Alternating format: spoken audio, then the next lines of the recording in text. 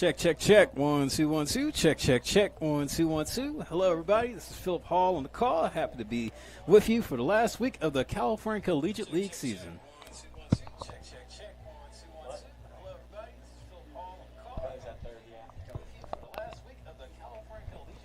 Check, check, check. 1 2 1 2. Check, check. Spencer Tracy alongside Philip Hall on the call. Check, check.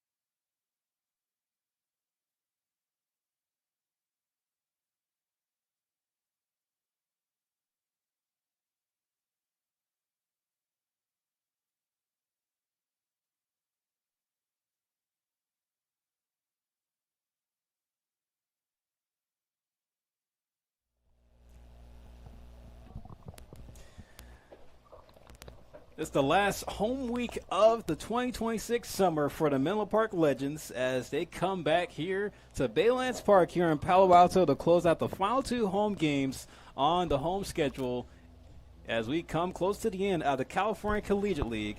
As tonight, the Legends will welcome a familiar foe who is continuing to stay in the hunt for the CCL playoffs this summer as the Walnut Creek Crawdads look to come in tonight after they came off getting another win against Menlo Park a couple of nights ago as they'll look to do it again here in Palo Alto. And hello, everybody. Welcome to the broadcast for the final 2 times on the summer. It's Philip Hall on the call alongside my partner, Spencer Tracy. And Spencer, it's been a long summer, but it's still been a productive summer for these Legends players. But for a team like the Crawdads, still with bigger fish to fry up ahead, just kind of go through what their focus is tonight. Yeah, well, it has been a successful summer. It's been a fun summer. I think maybe the expectations you would have wanted a little bit more record-wise, but really the goal is trying to get the most out of these opportunities, these in-play opportunities, and a lot of these guys can say that. I think the starter for the night for the Legends, Kai Manick, can say that. He's been brilliant all summer, especially here at home defending the home turf. Sinzeri sent 2 All-Stars, including a couple guys who may have even deserved another All-Star nod as well. So lots of success. But for the Crawdads, very successful season, obviously north of the 25-win mark, and right now holding the first place of the CCL North Division, and looking to clinch that here tonight with a couple wins before they finish off their 2026 regular season here. Yeah, 23-10. The Crawdads come into tonight against the Menlo Park Legends, trying to sweep the season series, or at least continue to. As we'll go through the starting lineup for the Crawdads, as first pitch is on the way. As leading off will be Daniel Pulasic in left field. Aiden Robles in the lineup, batting second. He'll be playing third base. First pitch is in for ball 1. First pitch at 6:03 here in Palo Alto on another hot evening in Silicon Valley. Second pitch misses high upstairs for ball 2. Southern Moss is a DH hitting third. Riley Winchell, the catcher, hits cleanup. Kevin Parker Jr., shortstop, will hit fifth. Brandon Clisby in right field will bat sixth. That one is hit foul. Down the line, count at 2-1 for Pulasic. Barrett Ronson, the first baseman, batting seventh. Shane Aldridge is in center field. He'll hit eighth. Also, you have Elijah Ramos in the lineup as well. He'll round up the order in the 9-hole. Count 3-1 on Pulasic.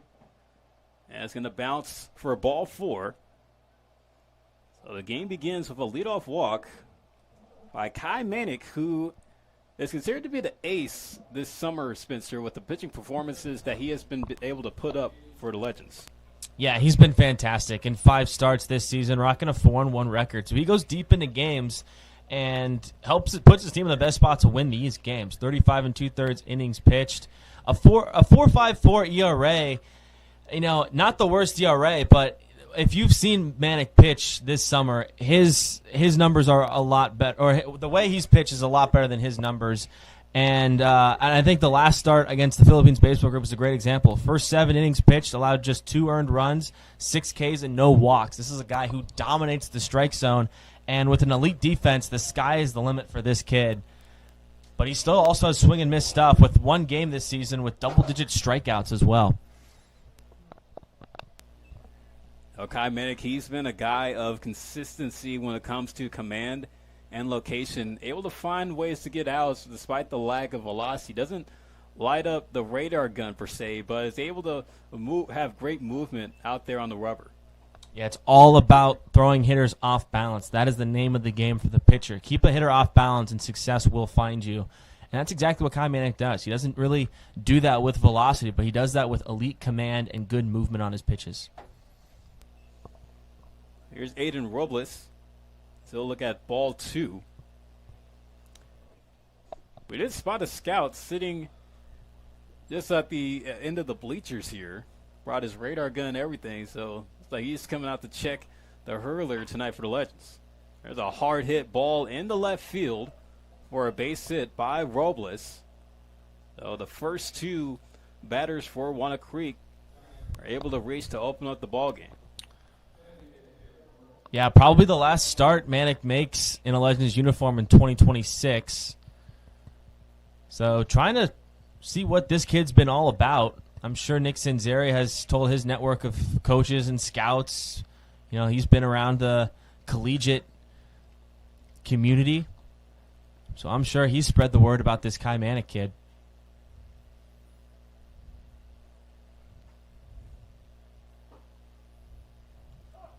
Sutter Moss will step in. He'll look at one on the corner for strike one.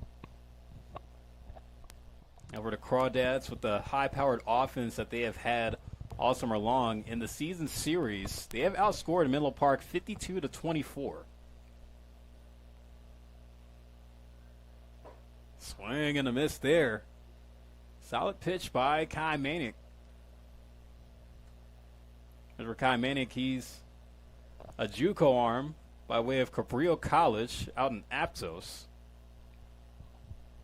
But did have a short spell at Ohlone, being under the tutelage of Nick Sanzeri, who's, as mentioned many times, the pitching coach of the Ohlone Renegades and the coaching staff with Mike Kieran.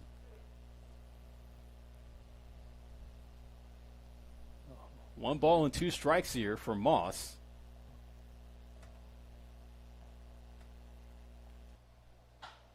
That one's hit over the head of Levitt McGee. Fair ball down the right field line. This should score a run for the Crawdads, and it will. Sutter Moss able to drive in Daniel Pulaski from second, and the Crawdads are up 1-0 in the first. Yeah, an explosive hit. Clearly sitting on that fastball inside, and Sutter Moss in both legs into it, driving it just over the reach of Casey Levitt McGee at first base. This offense is explosive. Sutter Moss, product of San Joaquin Delta College by way of Colusa, California. Here's Riley Winchell. Step in, looks at strike one. This Crawdads offense, 5 of the last 6 games, they've scored 7 or more runs. Winchell takes that one away.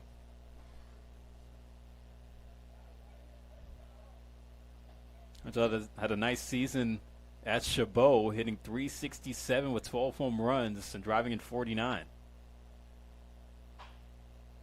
Bouncer over to short. They get one at second, but they can't complete the double play attempt as Robles does come across the score, so it's going to go for an RBI for Riley Winchell on the fielder's choice to now make it 2-0. Yeah, it would have been tough. The slow roller. Winchell runs pretty well for a catcher, so I need to be quick. But Altmark being on the run there kind of made it a throw to the back right knee of Fendel, forcing him to throw a fadeaway over to first base. Just not enough to get him. As Kevin Parker Jr. steps in the hit, we'll give you the defensive alignment for Menlo Park. There's strike one to Parker Jr. In the outfield, Paul Wagner in left, Mason Griffin in center, Joy D'Amelio in right field, Eric Altmark at short, Ryder Kelly at third, the birthday boy, Isaac Fendel at second base, Casey Levitt McGee at first, and Nate Bateman is behind the plate at catcher. There's another base hit to left field, and the throw in is going to be cut off. So Kevin Parker Jr. continuing to keep the hit train going for Walnut Creek as they'll get on with a double.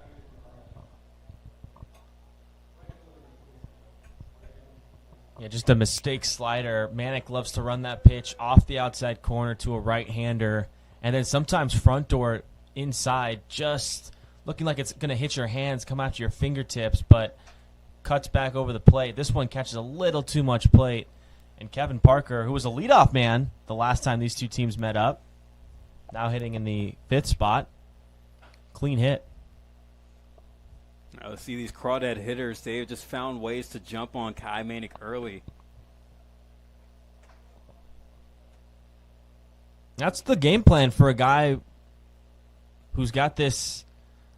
This is his type of pitching. Challenging hitters, winning the strike zone, dominating the strike zone.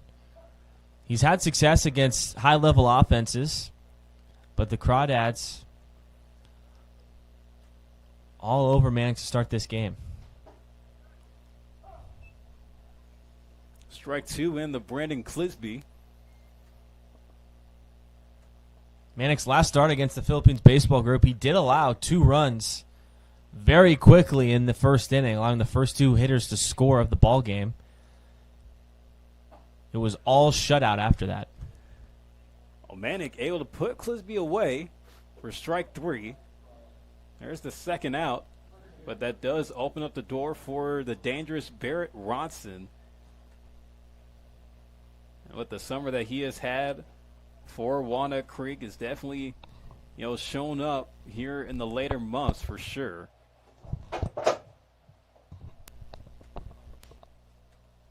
Definitely a guy that can shoot the ball in the gaps. Big swing and a miss on the first pitch he sees. On the 24 games as he's played for the Crawdads, he's hitting .278 with 6 doubles.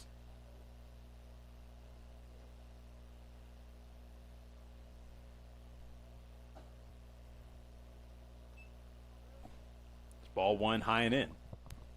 Yeah, standout last game as well against this Legends team. 3 for 4, collecting 2 RBIs and scoring 1 himself.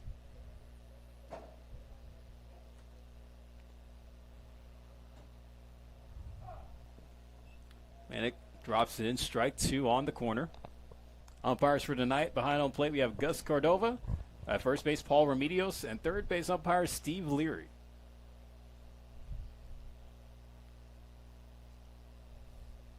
The 1-2. Check for a swing. They say no on the appeal, so Ronson able to stay in.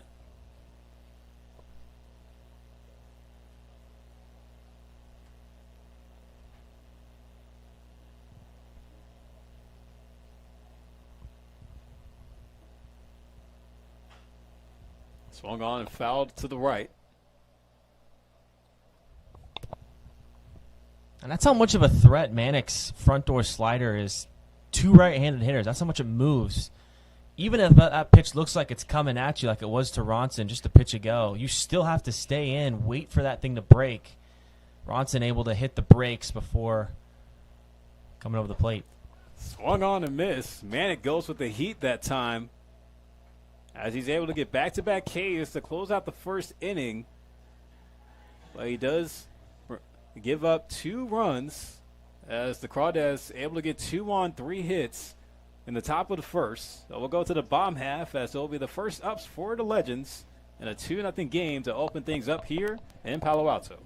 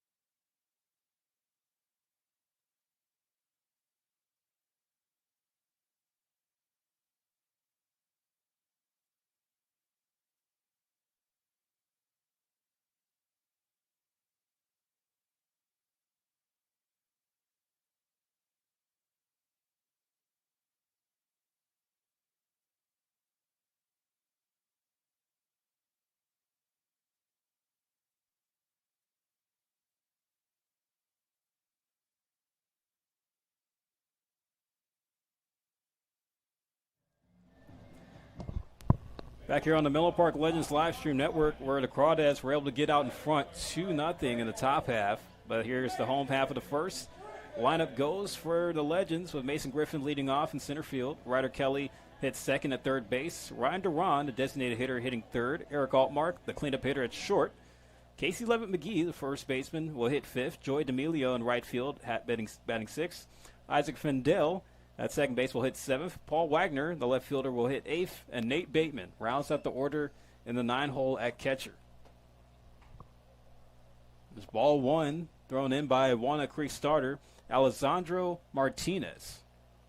Alessandro will be a rising sophomore at Concordia University in Irvine.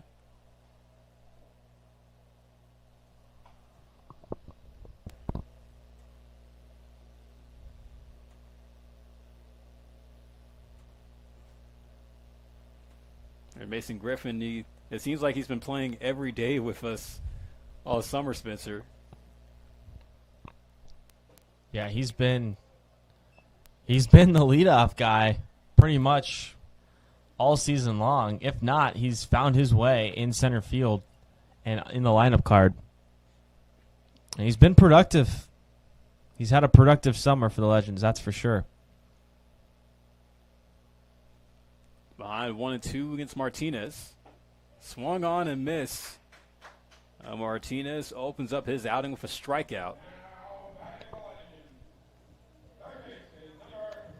Here comes Red Bottoms himself, Ryder Kelly, who currently right now has been hot at the plate on an 8-game hitting streak where the slash line is at 286, 381, and 486, along with 2 home runs and 5 RBIs driven in.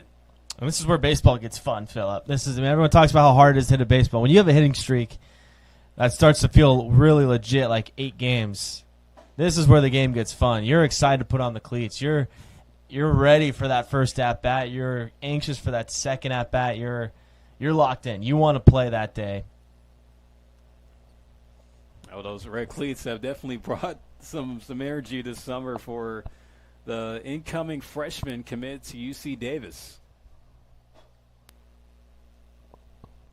Here's Martinez's 0-1. Swung on a miss on the hard stuff there. Strike 2 on Kelly. Yeah, that slider just had no plans but running away from Kelly's bat. And it's the same kind of movement we saw to strike out Griffin as well. This slider's off to a really sharp start tonight. Something to watch. Inside corner. Strike 3 called, so 2 up, 2 down by way of the K for Alessandro Martinez. So here's the defensive alignment for the Crawdads. Daniel Pulaski in left, Shane Aldridge in center field, Brandon Clisby in right field, Kevin Parker Jr. at short, Aiden Robles at third base, Elijah Ramos at second base, Barrett Ronson at first base, and Riley Winchell in the squat at catcher. That'll be Ryan Duran's turn. It's another guy that gets penciled into the DH spot. He's also been another productive bat in Nick Sinzeri's lineup as well.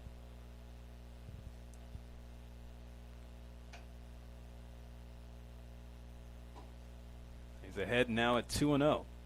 Yeah, Phillip, I didn't spend too much time hitting third or fourth in the order, but I don't know if I'm Ryan Duran right now. My first 2 hitters went down via the strikeout. My goal is to get attack early in this count. I don't want to see a 2-strike count against Martinez. Look at strike 1 from Martinez. Right now, Ryan Duran, even though the batting average is taking a bit of a dip, still leads the team hitting .353, along with driving in the most runs at 22. Rolls over that one foul to the third base coach's box. Martinez only making, in his 8th appearance, his 4th start. He really started off just kind of going some light work, couple 1-inning appearances, maybe 2 or 3 innings in each appearance. But as of late, he's gone 3 innings in his last start, and the start prior 5 innings. So getting a little bit more of a workload here toward the end of the season. Swung on and missed on the 2-2 by Alessandro Martinez as he strikes out the side in the bottom of the first. So we'll go to the second frame. Still 2-0. Crawdads lead here as we're opening up The ball game here at Baylands Park for the second to last home game of the summer here on the Menlo Park Legends live stream network.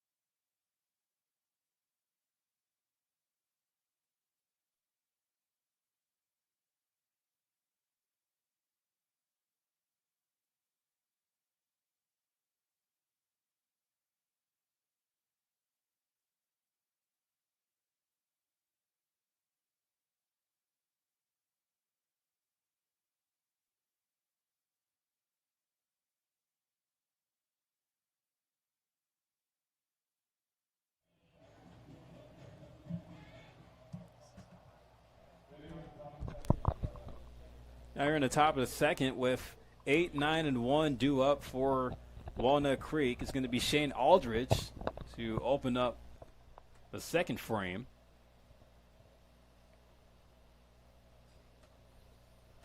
Kai Manick looking to have a much more cleaner inning, and it's already off to a solid start for Walnut Creek. Another base hit.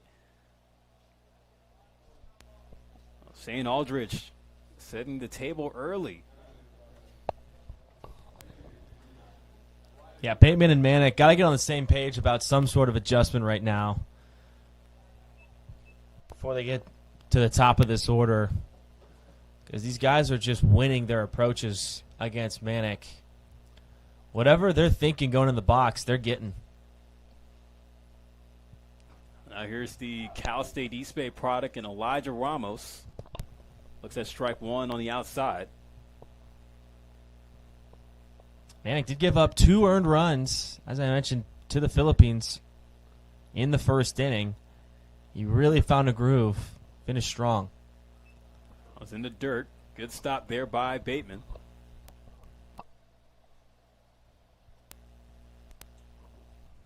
Elijah Ramos, he's been in a bit of a cold spell right now with the Crawdads. Over his last 8 games, hitting .200. Hard ground ball to short, picked up. They get one at second on the first in time. 6-4-3 double played by Altmark, Findell, and Levitt McGee.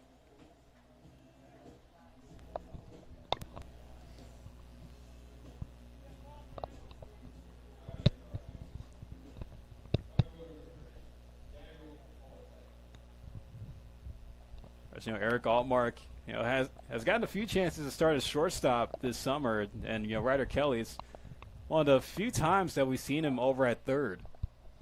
Yeah, all the 2 middle infielders, Altmark and Findell, and then the third baseman Kelly, all spent time at shortstop at some point in the season. Kelly's played short, second, now he's played third. The catcher tonight, Nate Bateman, first time we've seen him back in the squat in a while. He's played all over the place as well. Daniel Pulaski back up to hit. Started off the game with a walk and came around to score.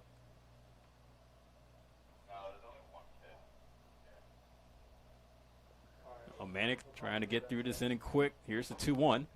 Swung on and missed. Strike 2.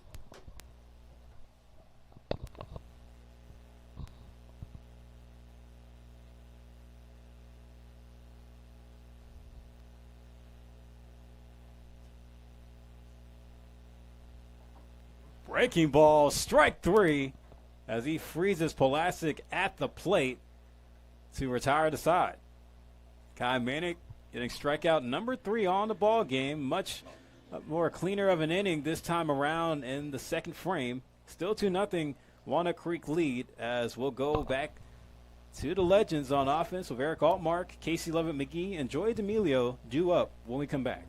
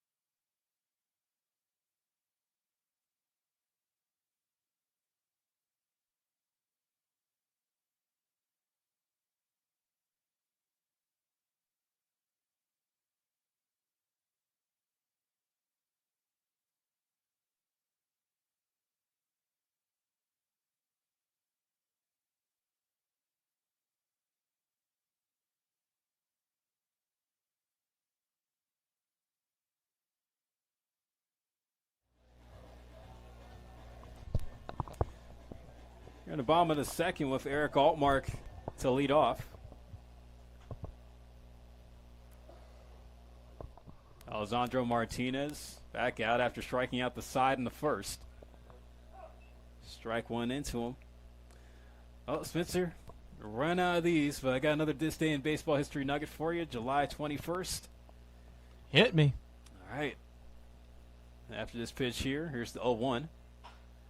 Altmark, fly ball hit to left. Pulaski tracks back and goes over the shoulder there. It still makes the catch. It's one away. Well, it was on this day in 1973 where Hank Aaron hits his 700th career home run. Big time right there. Hank Aaron. Aaron Bell's home run number 700 off of Phillies pitcher Ken Brett, becoming just the second player in Major League history to do so after Babe Ruth, of course, at this time to reach the milestone. Aaron achieved this historic feat in front of a crowd at Atlanta Stadium, though the Braves did lose to the Phillies still 8-4, but you know, you could tell during that time he was still sniffing Babe Ruth's home run record and was eventually able to break it.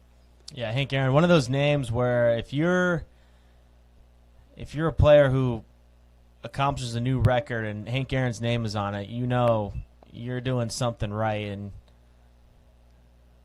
what an awesome ball player. What a special. I mean, it would have been so cool to see a guy like him show up at the ballpark every day, showcasing that elite power. I mean, everyone talks about the current game and how, you know, it's really tough to get in the lineup unless you're hitting 20-plus home runs. Like, power is so pivotal, but it was guys like Hank Aaron who kind of started that, what the power threat can do. Oh, here's a guy at the plate who's also a power threat, Casey Levitt-McGee. Counted 2-2 on him here. Had a big hit on Friday against the Blues. It's ball 3, but yeah, I agree with you there, Spencer. You know, Hank Aaron was one of those players at the time where, you know, if you needed a home run or if you just needed a big hit, you know, off the bench, you know, if he did ever pinch hit, you know, he was the one that could do it for you. He was like just that plug and play kind of player. The 3-2. Oh, curves right back in for strike 3. That's now 4 for Martinez. Yeah, he's got a feel for that slider, Phillip. I mean, the slider has sat a lot of Legends bats down early in this game, and it's going to be something the Legends are going to look at moving forward. That was Joey D'Amelio. Big swing and a miss on the first pitch there. Fun fact, Spencer, me and Hank Aaron share the same birthday. Hey! That's not nothing. That's something. Yeah.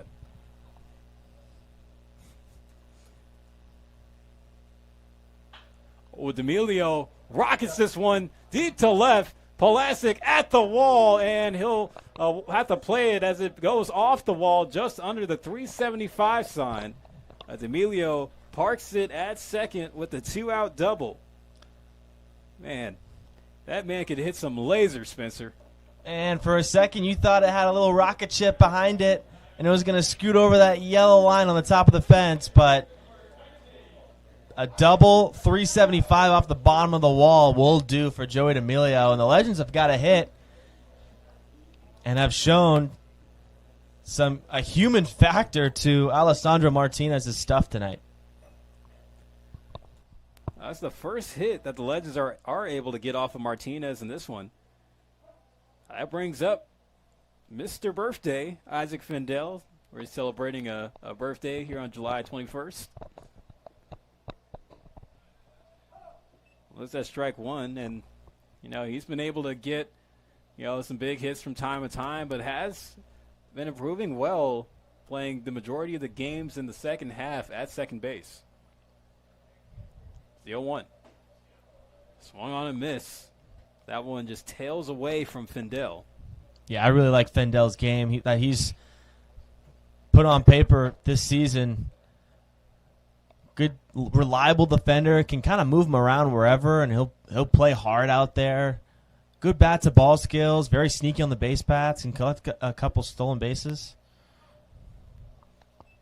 Takes that one away.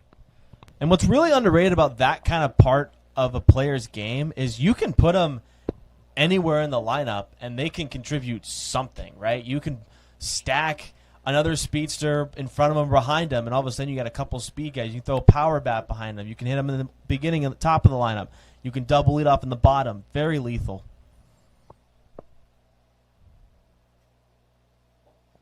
And chases in the dirt. The drop dirt strike. And Winchell will complete the out at first. That was another strikeout added up for Alessandro Martinez, as he allows one hit but still keeps the Legends scoreless through two. We'll go to the third. 2-0 Walnut Creek continues to hold the edge in Palo Alto.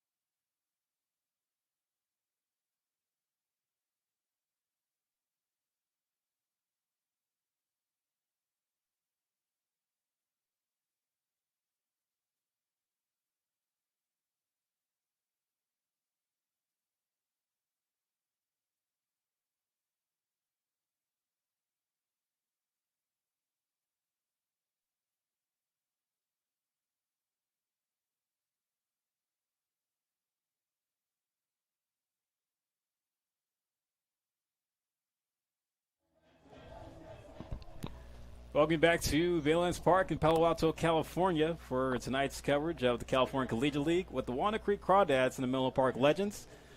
Well, with this being the last week, we're going to switch it up a little bit for the folks tuning in, as I'm going to throw it to my partner, Spencer Tracy, to lead you in play-by-play for the next two innings. Thank you, Philip. Kai Manick sits at the top of the bump, and we'll start this top half of the third inning with a nasty slider that catches the inside corner for strike one. It's going to be the third baseman hitting second tonight, Aiden Robles, who singled to start the first inning rally. Him and Pulasic, the leadoff man, both scored that inning. Another slider just sweeps off the edge of the plate, evens the count at 1-1 strike.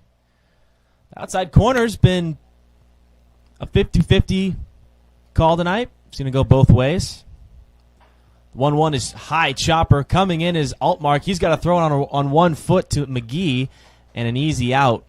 Nice, smooth play by Altmark for the first out at the top of the third.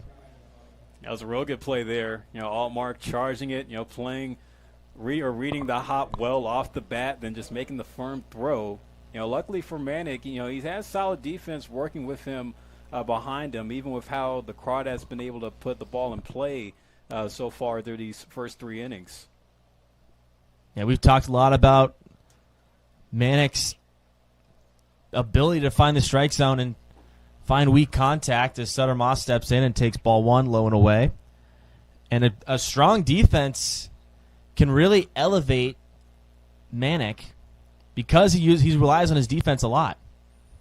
There's a fastball that gets away from Bateman. 2 balls and no strikes.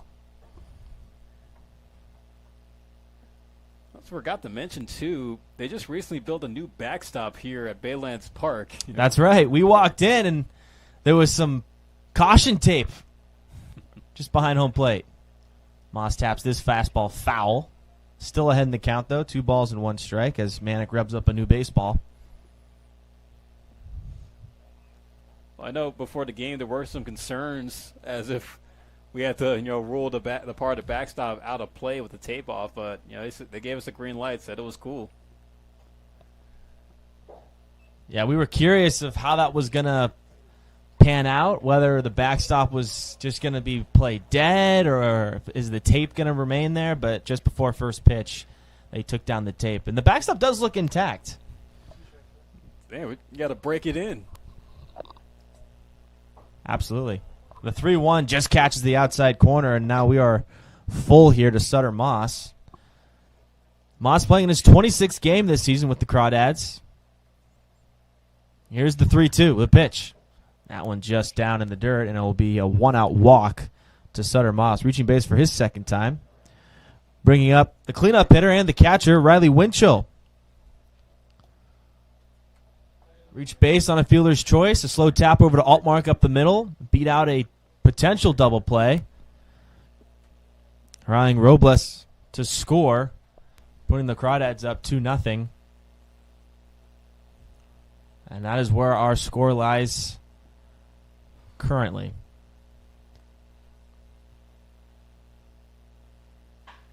Winchell skies this one into center to Griffin. He's still going back. Now he straightens out.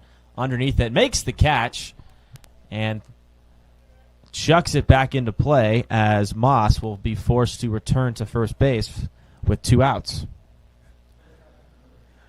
It looks like the outfield is going to have some adventures tonight. We see some seagulls out, just make some, or maybe not seagulls, so geese. We got a couple geese out there hanging out with Mason Griffin, making sure he's got some company. And we got someone right center field, too, it looks like. Winchell with a great jump. It's going to be tough to throw him out. And a late throw from Bateman, but no shot. Riley Winchell had practically a walking jump to take second base. And all of a sudden, the Crawdads, with 2 outs, have a runner in score. Excuse me, that was Sutter Moss with the stolen base.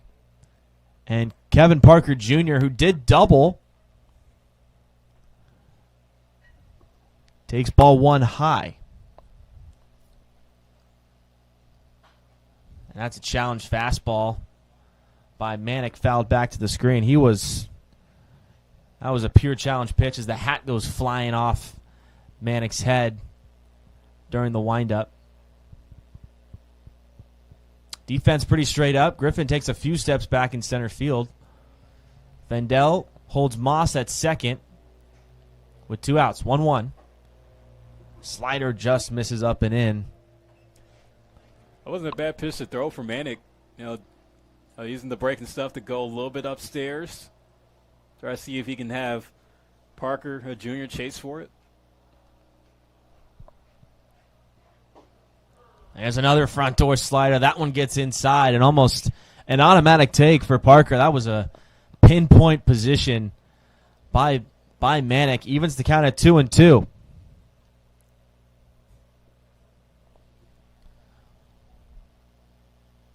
Going to put another 0 on the scoreboard. The 2-2. Slider is skied. Shallow left field. In play comes Wagner. He's underneath it, and he makes the catch.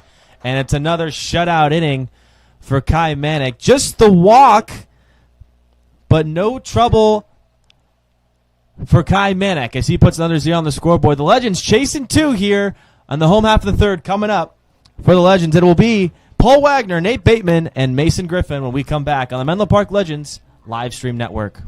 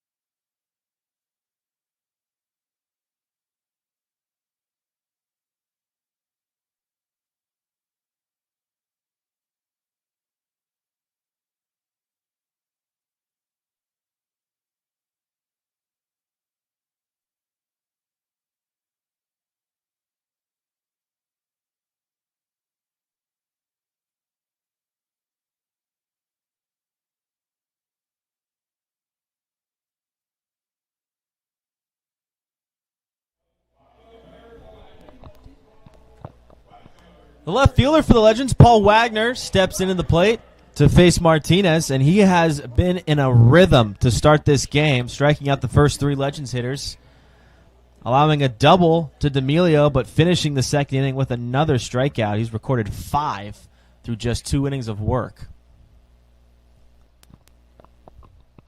Martinez starts his windup, deals, and misses down and away with a slider. That has been his specialty pitch tonight, Phillip. Yeah, absolutely. He's been able to throw the Legends hitters off balance, making that his money pitch. And a rare hitter's count to Wagner start the third inning with the 2 balls and no strike count. And you also think, too, if you're Menlo Park, this is the inning where you want to throw Martinez off his game here. You mentioned it, Spencer, where he doesn't go that deep in the ball game. So, third inning has to be the big inning. Some high heat just above the hands, but a called strike for Wagner. Yeah, I haven't seen too many fastballs so far from him. So a bit of a change there in speeds. Wagner shoots this one. That's going to drift. It's going to stay in play in foul territory. And making the catch is Ronson without a problem for the first down of the inning. And that'll bring up the speedy catcher, Nate Bateman. Yeah, I think that was just a pitch that Wagner tried to do too much with. Got under the ball there. Was late on it, but just something that just needs to switch up next time he comes back up. Yeah, you mentioned it, Phillip. Heavy with the slider. Maybe he was sitting on that off-speed pitch, but instead got high heat in on the hands, jammed him, resulted in some weak contact. And just as advertised, there's another nasty slider that catches the inside corner. Bateman wanted no part of that one. No balls and 1 strike. Trying to create some offensive action is Bateman. This one's rolled over to Ronson slowly, and he will touch first base, and 2 away for Martinez. So a clean first 9 batters face for Martinez, and it will be the top of the order, Mason Griffin.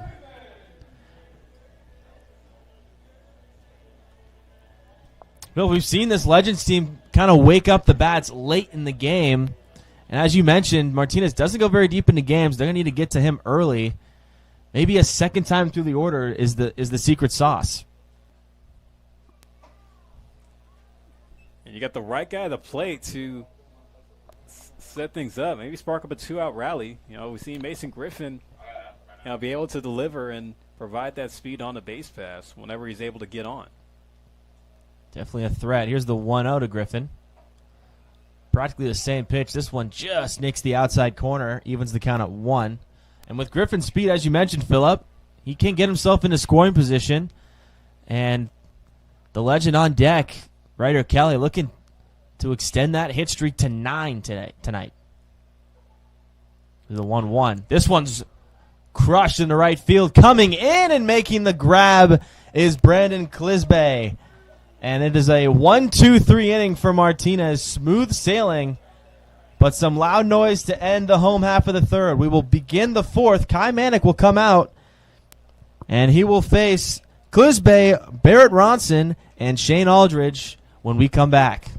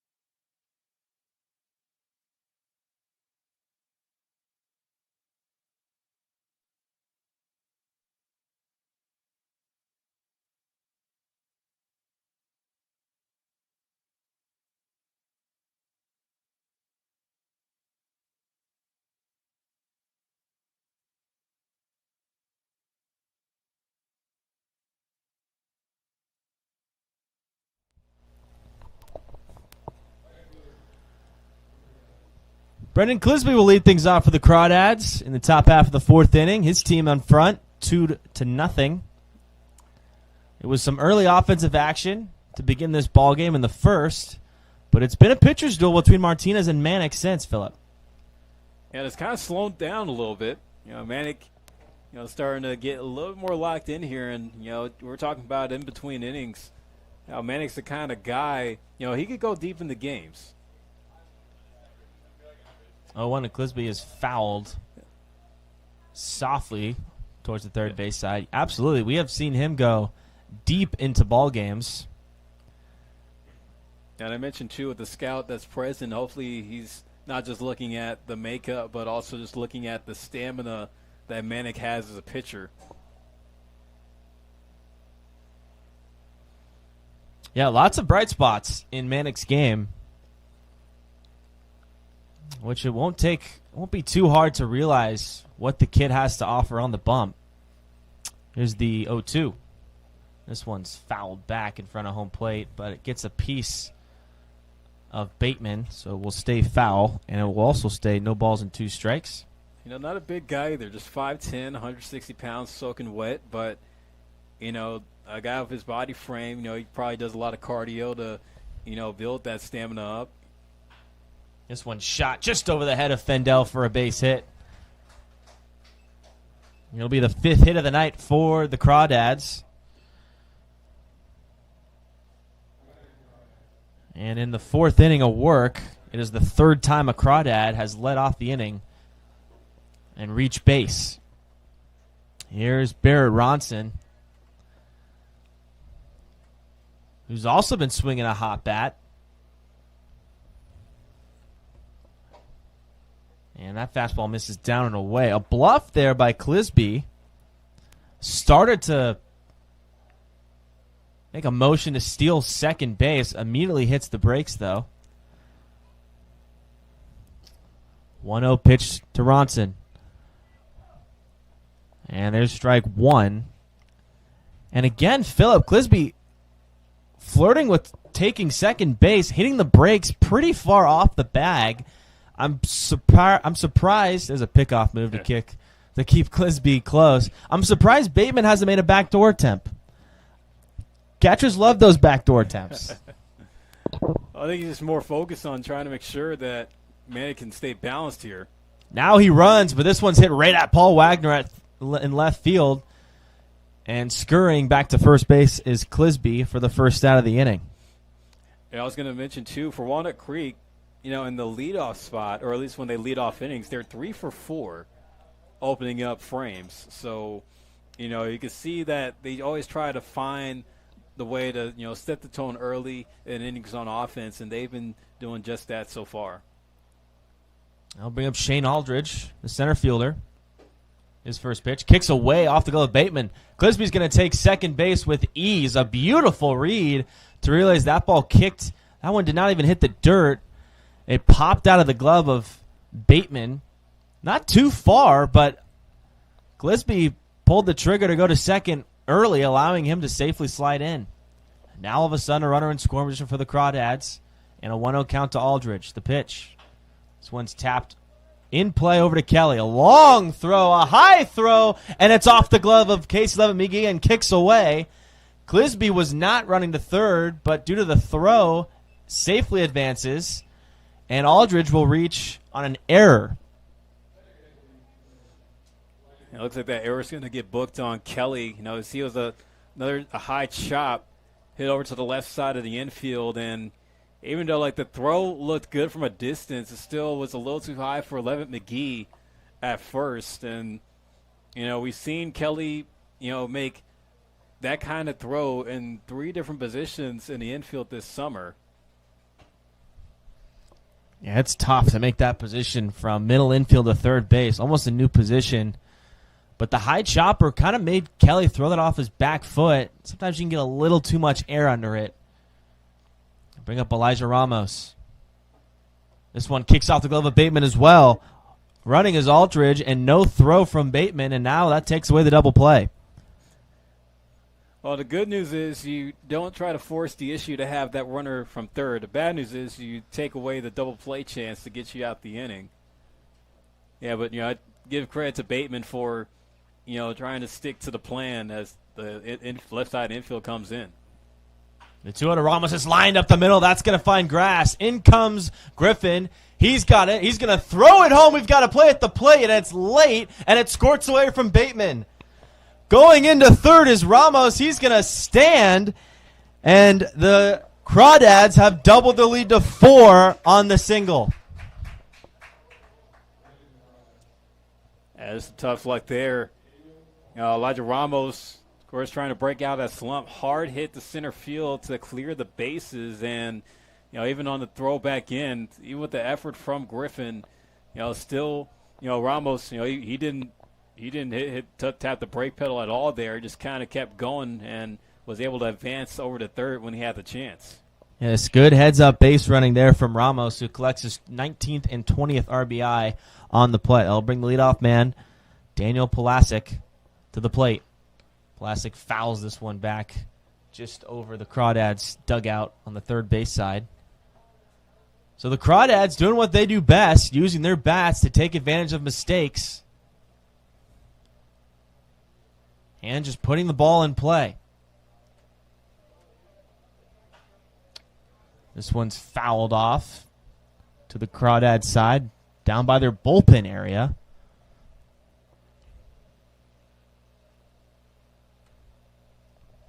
Manick gets ahead of the count.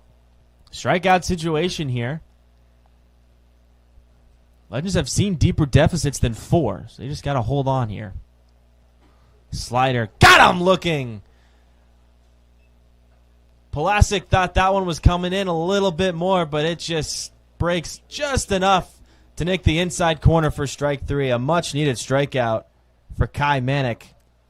A solid pitch there, especially in a righty on lefty matchup with Manick. Able to drop in the breaking ball and got to try to tighten up the strike zone for Pulasic there. Bring up Aiden Robles. First pitch to Robles is a slider at the knees. Already registering his 3rd at-bat of the game here in the top of the 4th. 2 down here for Manick. Still work to do in order to strand Ramos at 3rd. 2-seamer, strike 2 again at the knees. And that's exactly what you want to do if you're Manick. Find ways to get ahead, especially, when you're up against the top of the order and they have the bats warmed up right now. Here's the 0-2. Just outside. Good pitch there from Manic. Robles nearly offering, but hits the brakes on the swings, and it goes to 1 ball and 2 strikes. Even though we're past the third inning, in this season series, the Crawdads have been able to put up 33 runs in the first 3 innings of their matchups. This one's tapped in the middle, just past Manic. Here comes Altmark just over second base. The scoop from McGee, and the inning is over. Damage has been done by Walnut Creek, scratching across 2 runs. However, Manic strands the third at third.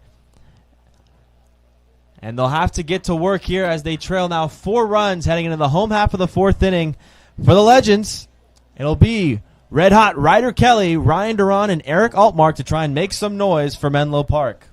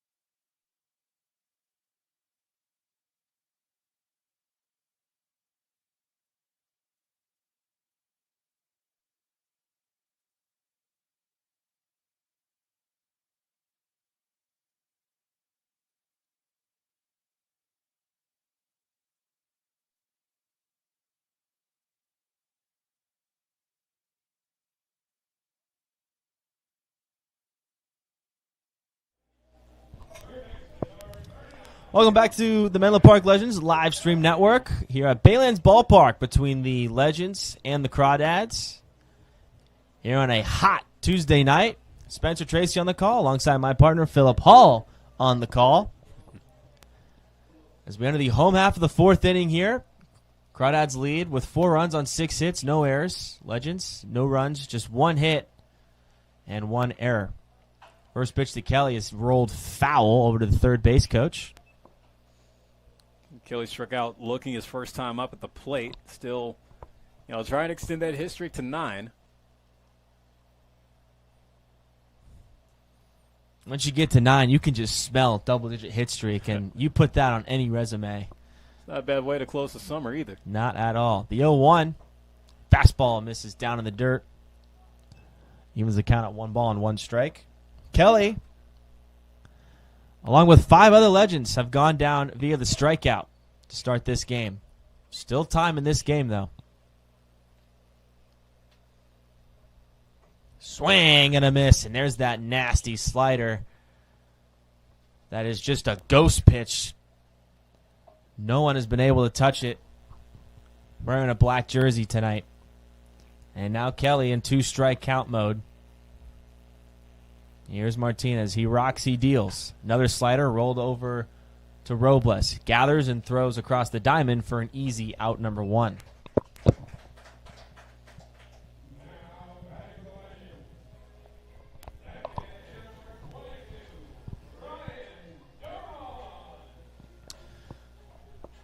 Here's the designated hitter, Ryan Duran.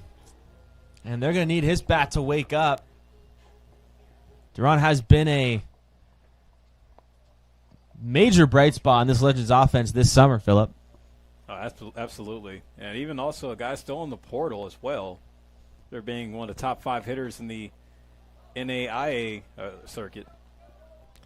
Here's Winchell behind home plate, and last second he flips his glove, almost trying to catch it underhanded with his palms to the sky, but too late as it pops out and almost hits the outside of his glove, and Ryan Duran has another life. Well, Winchell did a couple of things right there. Tossed the mask and was able to get under it, but just, not the proper glove placement on a pop-out chance right there. Now you got to stay. He flipped his glove too late. Regardless, it's an 0-1 count to Duran. Just pinpoint command from Martinez. Brings it to 0-2. I know for Alessandro Martinez, he's just going to treat that missed pop out as just another strike or another foul ball. So, good spot for him to bounce back with strike 2. Absolutely. Keep that control you can control. Here's the 0-2. Slider sweeps off the plate. A good take. Still a decent slider, but not nearly to the potential that he's showcased tonight. Defense has been solid behind him too, but Martinez has done a lot of the work himself.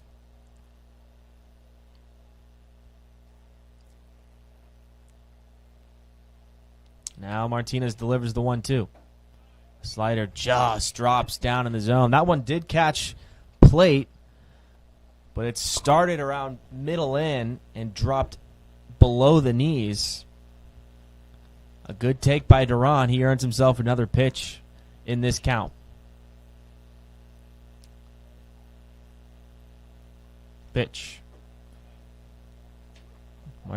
Duran just holds up his swing. No shot. He goes there. And he works his way to a full count. So a good at-bat here from Duran. Let's see if he can win the battle and put some traffic on the base paths for Eric Altmark, who waits patiently on deck. Let's see what Martinez throws. The pitch. Slider inside, swing and a miss. And Duran goes down for the second time via the strikeout. And it looked like Duran was trying to sit on a pitch inside there, but it just, got there a little bit too quick before Duran got the bat head out. Yeah, but, you can just see with the consistency that Martinez has been showcasing tonight so far. Already now 6 Ks on the board. Here's Altmark. He whiffs at the first offering. Yeah, Martinez, a number of things have stood out tonight, but he's really proving why he hasn't allowed more than a run in any appearance this season. There's a two-seamer that just cuts off the outside corner for ball 1. And has been keeping the one-hitter going as well. He's been carving up the top part of Menlo Park's order. 1-1. Slider misses down and into Altmark. Good take. Altmark now ahead in the count, 2 balls and 1 strike. Defense pretty straight up for the Crawdads. Left side of your infield, Parker at short, Robles at third, slightly playing towards the middle. Pretty forgiving for Altmark. Beautiful fastball right on the black of the outside corner. Gets back to that 2-strike count. This is where Martinez has been his most dangerous tonight. Martinez gets his pitch from Winchell. The 2-2 to Altmark. Just a hair outside. A brave take by Altmark, but a good one. And another full count. Philip, we've talked about Martinez. Doesn't go deep into games very much. A back-to-back full count at bats here from the Legends. 2 outs. Bottom of the 4th inning. 4-0 Crawdads. The full count pitch. Rocketed up the middle, and it sneaks by the second baseman, Elijah Ramos, for the second hit of the night for the Legends, and it belongs to Eric Altmark. Able to win the duel there against Martinez. Shoots it right back up the middle. And then for Brent Cummings, head coach for the Crawdads, kind of makes you question, how much does Martinez have in the tank until he makes the call to the pen?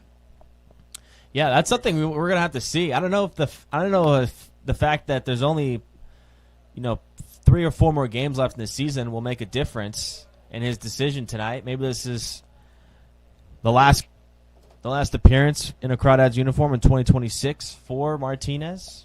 And you also think too, with the Crawdads still in playoff contention, absolutely, this is probably an audition to see who could get that ball or get the ball in the first playoff game that Walnut Creek has. Ugly swing by Casey Levitt McGee.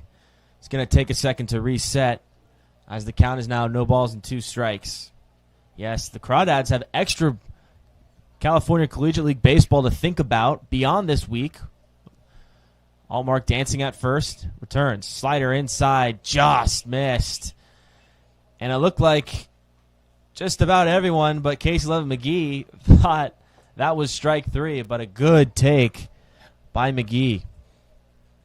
I've seen great discipline so far this summer for Levin McGee, going a lot deeper in at bats, trying to draw more walks at the plate, and even, where it stands now, he's actually the team leader in walks.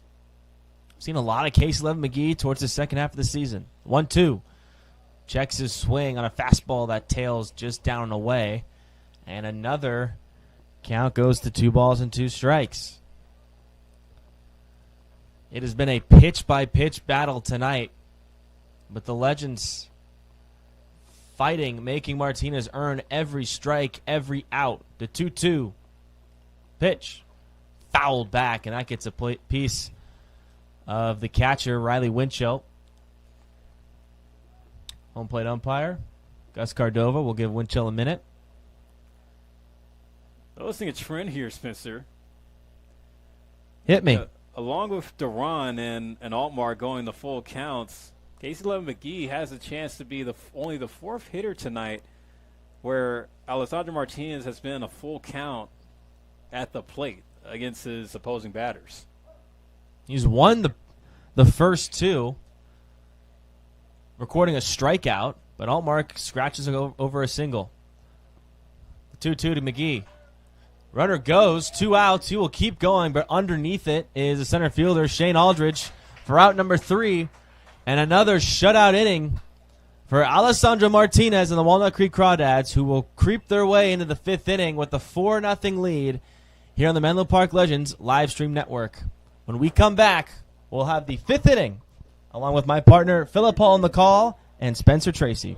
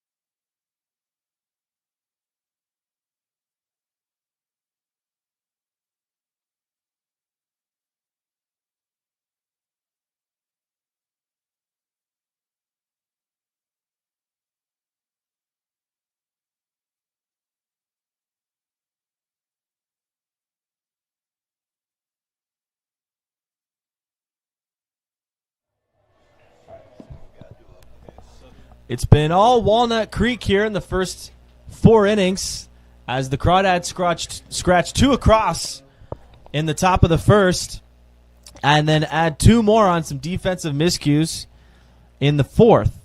And they now sit 4 runs ahead of the Legends as Kai Manick takes the rubber for the Menlo Park Legends to begin the top of the 5th inning. As I hand play-by-play duties back to my partner, Philip Paul. All right, thank you, Spencer. Solid job on those 2 that you did. There's swung on and missed. Sutter Moss will lead off the top half of the 5th for the Crawdads. Kai Manick still pushing out there on the rubber. Still trying to maintain this 4-run deficit. Fly ball hit the center. Griffin, can of corn for him for the first out. I will say the outfielders have been doing a good job of trying to not disturb the geese. And vice versa. The geese doing a good job of not trying to disturb the outfielders. Yeah, they're just minding their business out there. They're moving around.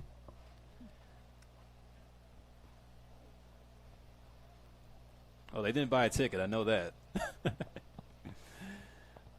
It's Riley Winchell off the hit now. Taken outside for a ball. Give you some scores around the CCL tonight as the playoff race does heat up. This being the last week of the regular season in the California Collegiate League for 2026. It's fouled at home. So we get the call there from Gus Cordova. It's down in the Southland. The Conejo Oaks able to shut out the San Diego Bombers 9-0 in Ventura. Right now in the bottom of the sixth, it's a tie ball game, 4-4 between the Saints and the Riptide in Irvine. And also in the North Bay, the Stompers up 2-0 on the Seagulls in the bottom of the third. Fly ball hit to right. And it will be caught by D'Amelio. 2 away on 2 flyouts. And you also have the Academy Barons up 3-1 on the Santa Maria Indians in Compton. That game also on the top of the fourth. Yeah, but a few teams still trying to fight to, see some August baseball. Not as the equivalent to October baseball in the summer. Right. But yeah, if you can get a few more days in August, extend your summer, you're definitely doing something right. Of course, the Crawdads, as mentioned, trying to be one of those teams. Where it sits now, they lead the CCL North by percentage over the San Luis Obispo Blues. And, talking with Brent Cummings before the game, he's just kind of focused on where the seedings are going to become the last day. I'm sure he would love to have a home playoff game, come the end of July going into August. Back up the middle, but caught on the run by Altmark to end the inning. Kevin Parker Jr. robbed of a base hit there on the sure hand glove of Eric Altmark as Kai Manick puts together a 1-2-3 inning. The Legends will come back up to the plate with D'Amelio, Findell, and Wagner due up in the home half of the fifth.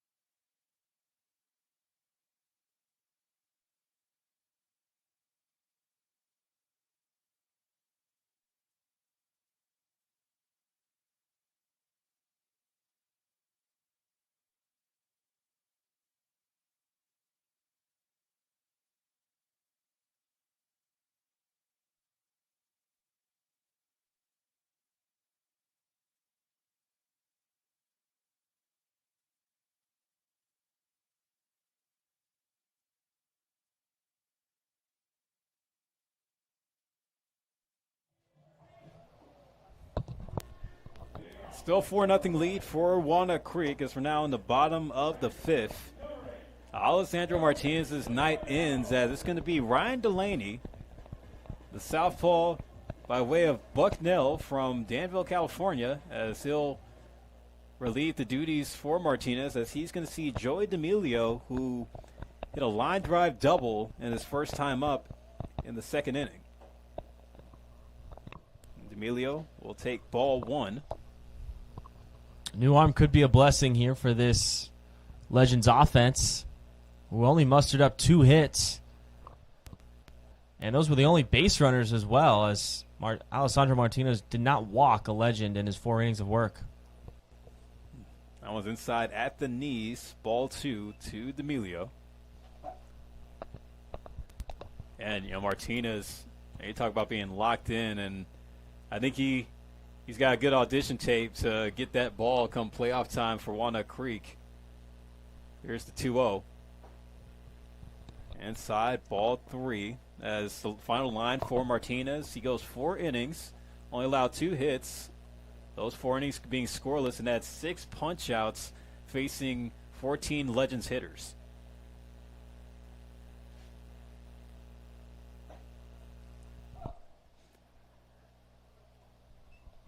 Yeah, Delaney making his first appearance of the game as a reliever.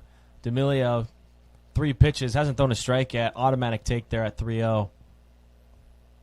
Oh, here's count now for D'Amelio. Roll over that one to third, but they say a foul ball. It's going to be another life for Joey. Looked like that ball was going to be in play, but did not take too much convincing to change your mind after watching D'Amelio limp out of the box. Hopefully he's okay. That can be tough for a hitter. Take a hot one off the toe and then have to get back and compete in a 2-strike count. I'd be trying to look for one on the inside part of the plate. Here's the payoff. A line drive and another base hit for D'Amelio. They'll send that one to left. He'll round first and hold there for the leadoff single. I'll tell you what, second half of the season, a lot of guys kind of take all the work that they had and they kind of just chalk up the summer season and they don't finish the season with the team. And Joey D'Amelio has totally taken advantage of his extra opportunities in the second half of the CCL season. He has been red hot with a handful of multi-hit games and adding another one here tonight. There's Fendel dropping a bunt, but it's going to roll foul. Just barely. Absolutely love that. When your offense is struggling, you're getting towards the middle part of this game, you kind of got to create opportunities for yourself. And nothing like a bunt by Isaac Fendel. Just another element of his game that is just really easy to enjoy. And I think also with the change of pace with the Legends seeing a lefty come in, this is a good chance for them to try to turn things around. And just being down by 4 halfway through, still a lot of time to chip away at this deficit. And Dell goes for the 0-1, but fouls it off. Now down at 0-2 against Delaney. Legends have not shown that to be a huge disadvantage for them to face left-handed pitching, even if it is a left-handed hitter in the box. Delaney makes a move to first, keeping a close eye on D'Amelio over there. Yeah, still chasing 4 with nobody out here. You want to be smart if you're D'Amelio. You don't want to steer too far away from your identity. The Legends top 4 in stolen bases in the CCL. Fendel hits it hard to center field, but it will be playable for Aldridge for the first out. It sounded pretty good off the bat there. Fendel gave that one a ride to the deepest part of the field.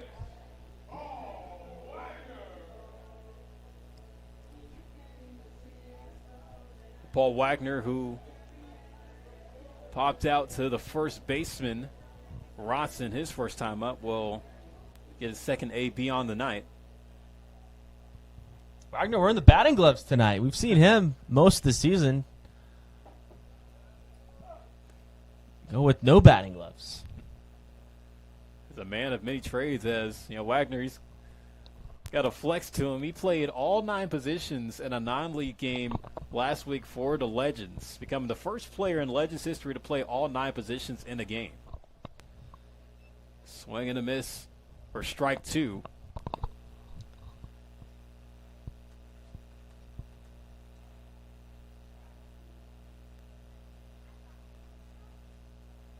Everyone's ears always perk up whenever you say first ever in anything. Lone inside, now goes to 1 ball and 2 strikes. So Delaney, first 3 pitches of this game, all out of the strike zone, has gotten a lot more control of his command here. Now one's down the line at third. Diving is Robles, and the throw is going to be late. Not a bad effort there by Aiden Robles. Just couldn't get Wagner, who was hustling out the box, and was able to hit the hard 90 for the infield single. Really great play by Robles. If that ball gets by him with this thick grass in the outfield, Phillip, I mean, Joey D'Amelio could crawl to third base, and Wagner may even have a shot to stretch it to 2. But an amazing play to just get up to his feet, fire it across the diamond. Smart play to use the grass. If we were at CSM on turf, that ball might skid its way over to first and nail Wagner, but the thick grass and a low throw, Wagner's able to beat it out. Tremendous play. There's Nate Bateman now. Shows bunt, pulls back, but it's in for a ball. And this is the first time in the game where the Legends have been able to get 2 runners on in an inning. The runners at first and second with 1 out still. Bateman pops up the bunt, and it will be caught by Winchell.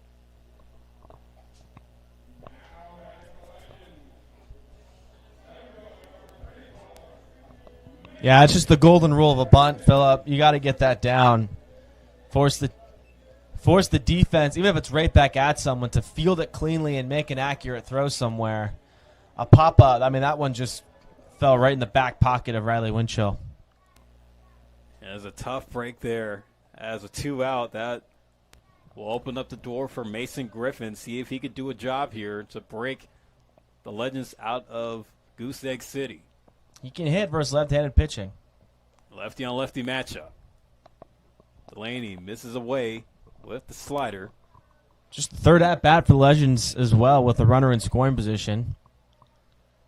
They've struck it out and popped out to the catcher, so it's been tough to even get to the scoring position opportunities, but even more difficult to make noise.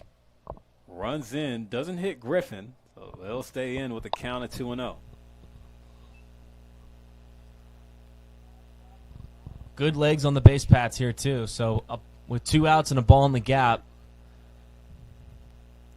Wagner could get a good jump and could even score from first. And Griffin might try to aim for right center. Oh, doesn't get the call there from Gus Cordova. Count now at 3-0. And Griffin might take all the way here. May not get the green light in a big spot. Ryder Kelly waiting on deck. Takes all the way, but in for strike 1.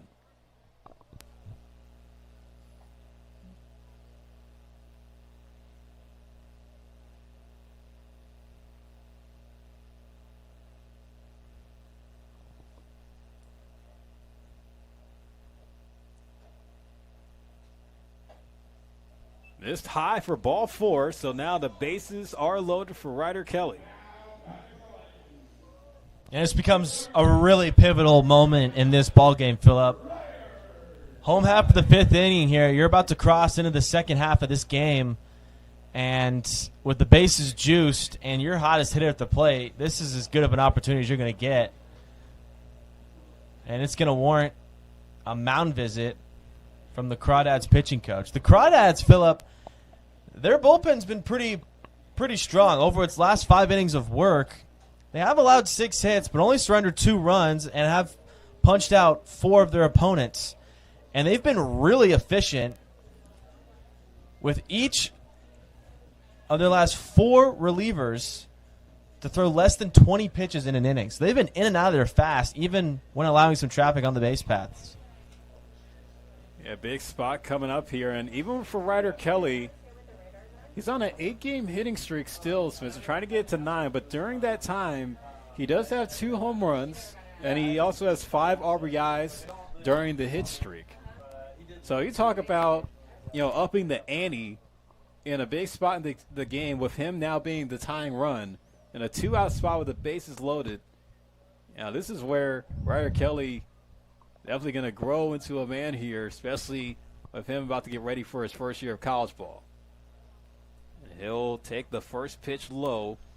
It's Ryan Delaney after the mound visit, trying to work his way out of this jam. Yeah, sometimes a mound visit in situations like these, such a big moment in the game, is mainly meant to ice the hitter. One's rolled over to third. Robles trying to make the play, and he's able to get the speedy Kelly at the bag. Ryan Delaney able to get a favor at the hot corner as Kelly's still stuck at 8 on the hit streak, and the Legends still kept scoreless in this ball game. We'll move to the 6th inning now. Still 4-0. Walnut Creek hold the lead, working out of a bases-loaded jam to close the bottom of the 5th.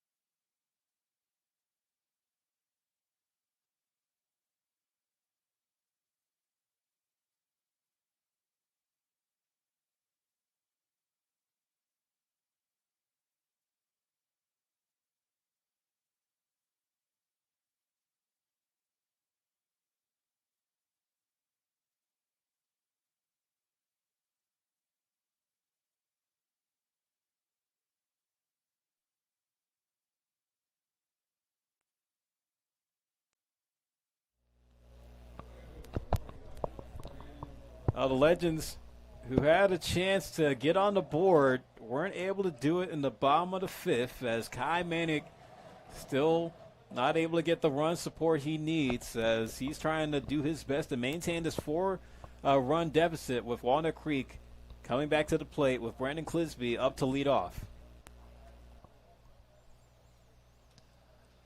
Now on the top of the 6th here in Palo Alto, first pitch to Clisby, inside for ball 1. And a lot of weight on Manick's shoulders this inning here as we're into the 6th inning. Already chasing 4. It's been tough for the Legends to even get a runner in scoring position. And a frustrating end to that 5th inning. Any more runs here can kind of feel like a dagger into the heart. Fly ball hit to Griffin. He'll make the catch for the first out. Got to keep this game within reach. Kai Manick, he's been doing his part despite giving up the 4 early runs that Walnut Creek was able to get on him. But with the pitch count now climbing into the low 60s, even with Kai Manick's stamina, you think long and hard on how far Nick Stanzeri is going to have him go before the Crawdads, can try to spark up the offense again.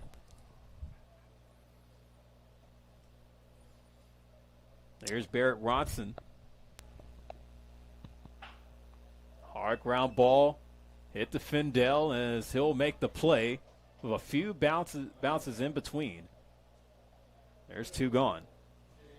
You can probably think, why doesn't Findell kind of sit back, let that ball get to him? He's got so much time. But with that high chopper and the unpredictable hard dirt that Baylands Park has to offer, Findell rushes over, timing his hop. Sometimes you'll have an infielder, he'll count the hops, 1, 2, and you try and go get it when it makes that 3rd hop, trying to make that play as easy as possible. Seeing Aldridge not waste time. He'll foul out the first pitch. It's 1 for 2 on the game.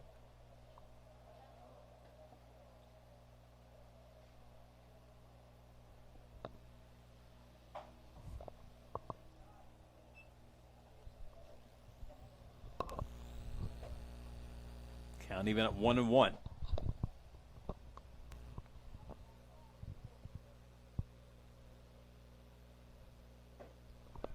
Nice pitch there by Manick. Drops it in for strike 2.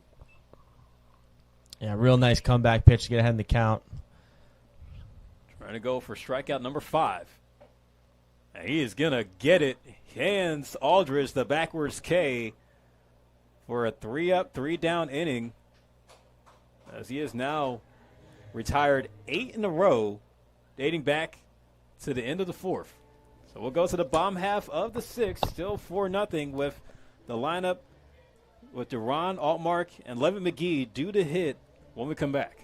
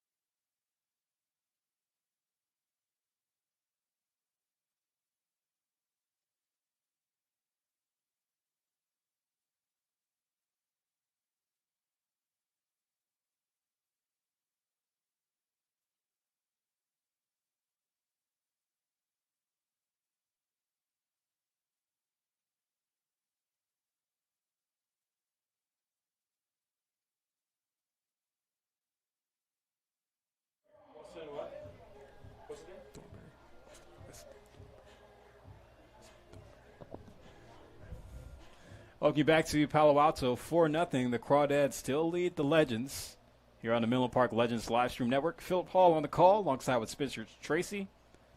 Now in the pitch for Walnut Creek is Weston Thornberry.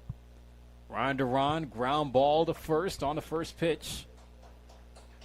Thornberry will run over to cover for the first out.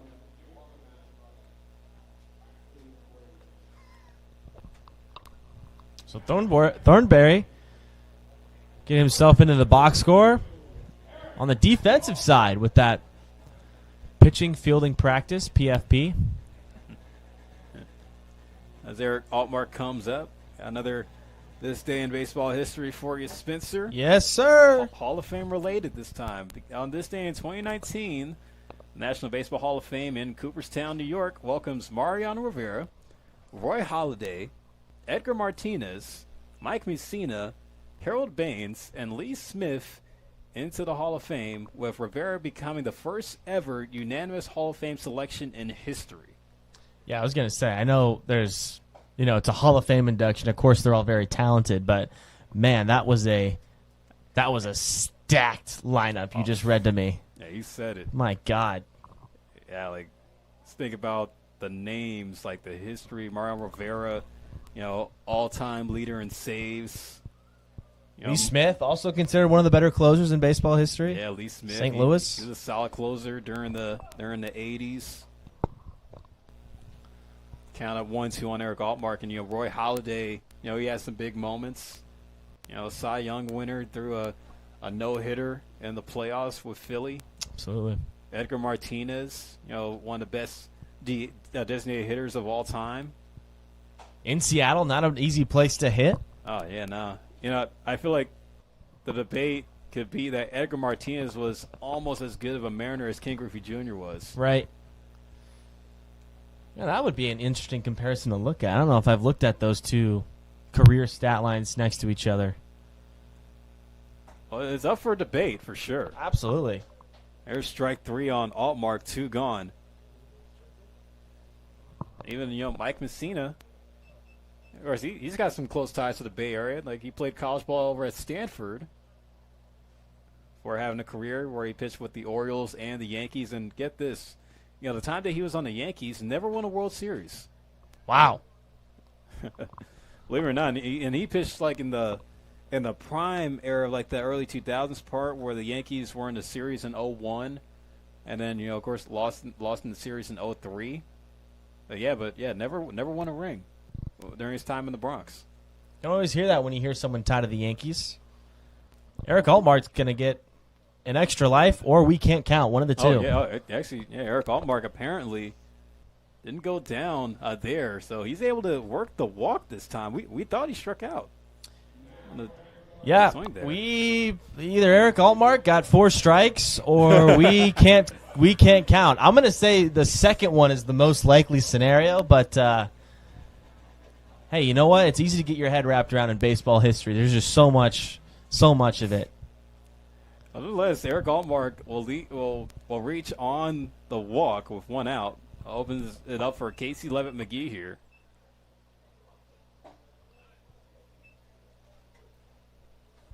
McGee looks at ball one low.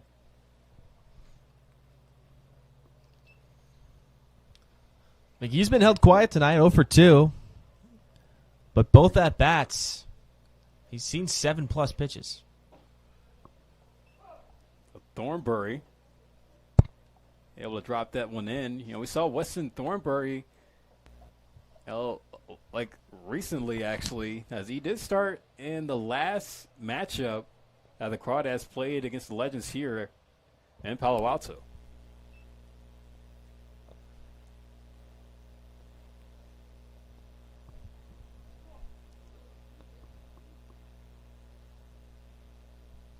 Count out 2-1 on Levitt McGee. You got to do some damage here. Hitters count. Just missed a little bit outside. Count goes to 3-1 here. Big pitch here for Thornberry. You do not want to put 2 guys on with free passes. And Joey D'Amelio, who other than Ryder Kelly might be the hottest hitting legend right now. He's already got 2 hits tonight. McGee sends it the other way down the left field line. Pulasic runs it down to make the catch.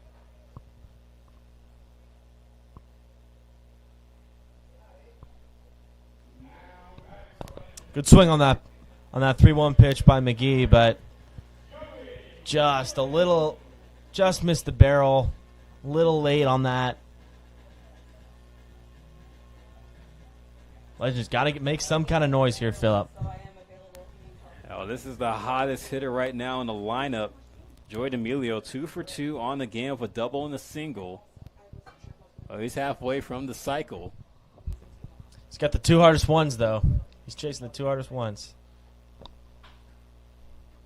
First pitch swinging, lifts it to right center, but it's going to be clawed by Aldridge to end the inning. A runner left on, so still nothing doing for the Legends as the Crawdads pitching staff maintains the shutout now through 6 innings. So we'll go to the 7th with Walnut Creek back to the plate with Ramos, Pulasic, and Robles due up in the top of the 7th.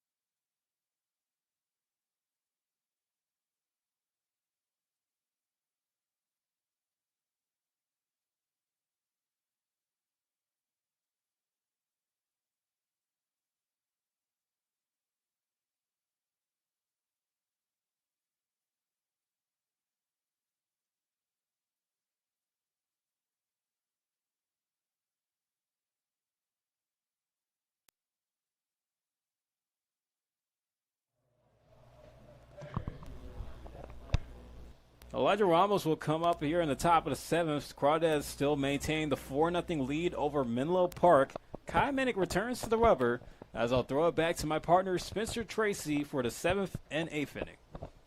Here's Minnick. He winds up. And a two-seamer screaming in the inside corner for strike one.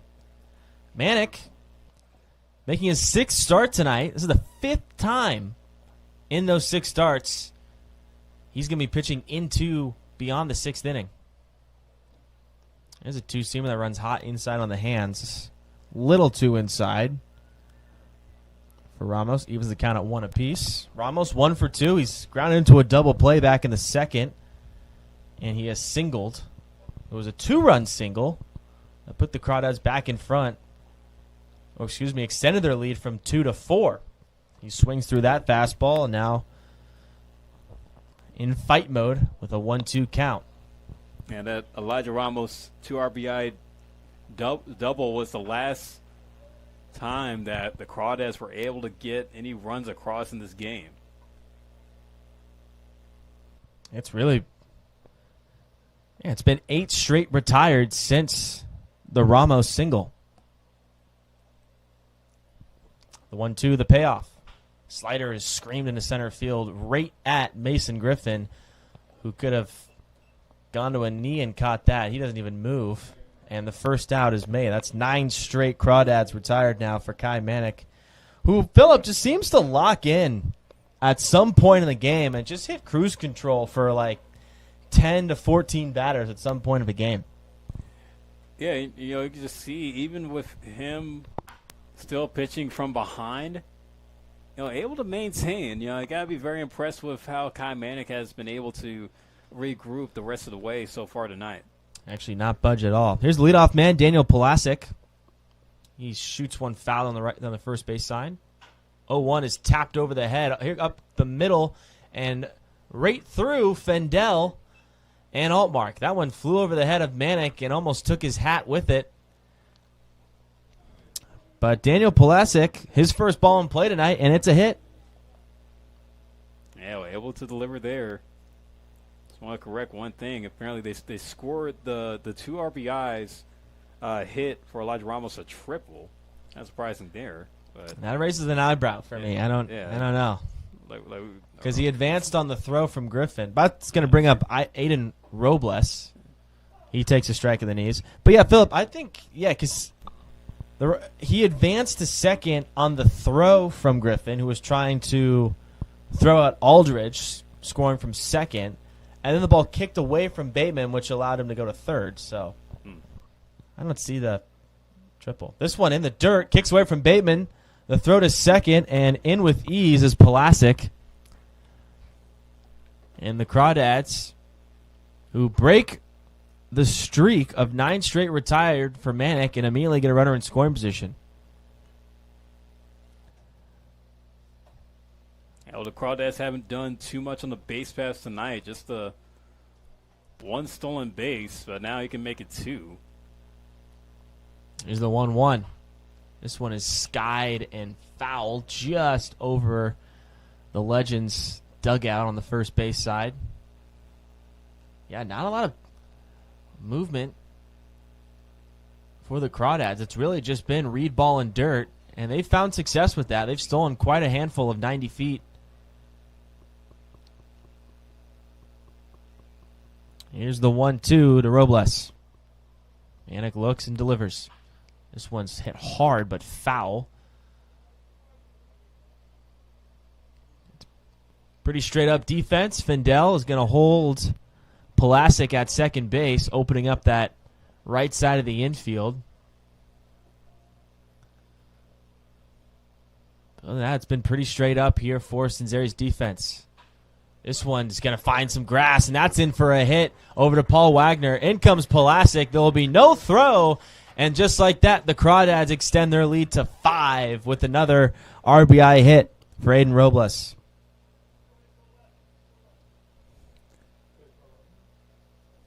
Aiden Robles, that would just poke it out to left field, and it's another ball that finds grass and helps drive in another run for Walnut Creek. So now we're going to have Ryan Ellis come in a pinch hit in the spot of Sutter Moss. That's right, Ryan Ellis. Swinging from the left-hand side. First pitch is roped, and a diving backhanded grab, and right there to touch first base is Casey Levitt-McGee. And it's a hard hit, but snagged by McGee for an inning-ending double play. Talk about being at the right place at the right time. I've seen him make that play before, Spencer, but that one right there came at the right time, and it should spark some momentum for the Legends as they come back to the plate. They're going to need it as the Crawdads put another run on the board, and they now lead 5-0 here. But it's stretch time here at Baylands Ballpark on the Menlo Park Legends live stream network.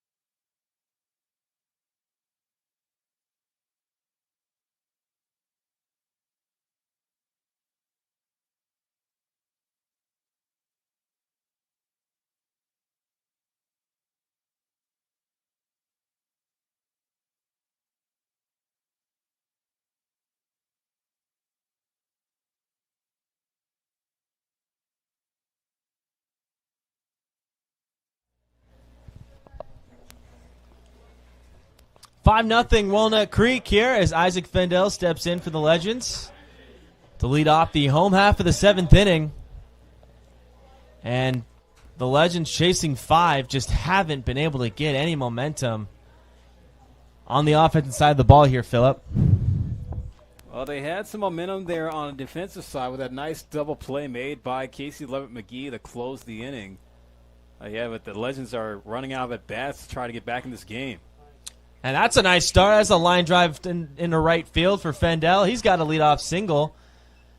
And that's all it takes. One domino to fall. It's a steep hill to climb for Menlo Park. But plenty of game left to make some noise here. That was a good start there as the birthday boy able to get a leadoff single. Yeah, always nice to get a hit on your birthday. Yeah, it's always great. It's going to bring up Paul Wagner. He's 1 for 2 this evening. And that one's lined down the right field line. That one's going to hook foul, though. Almost a hit and run. As Fendel not wasting any time. We mentioned Walnut Creek just taking advances of wild pitches and pass balls, not necessarily stealing bases. The Legends haven't really stolen any bases tonight either. They haven't really even attempted one. Weston Thornberry comes set for the Walnut Creek Crawdads. And he's going to check on Fendel.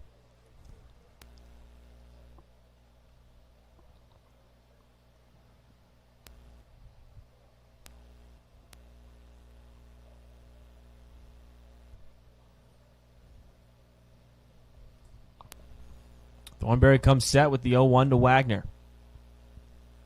The pitch. Fendel goes. That one misses outside. The throw down to second. And they got him. A fundamental throw out by Riley Winchell, putting the ball right over the bag for Elijah Ramos, and they nag Fendel at second base. A crucial first out for a team chasing 5.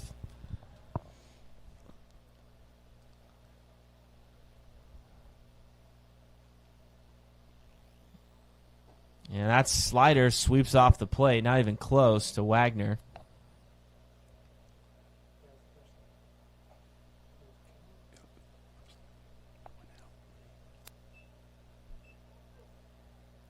Going to put us out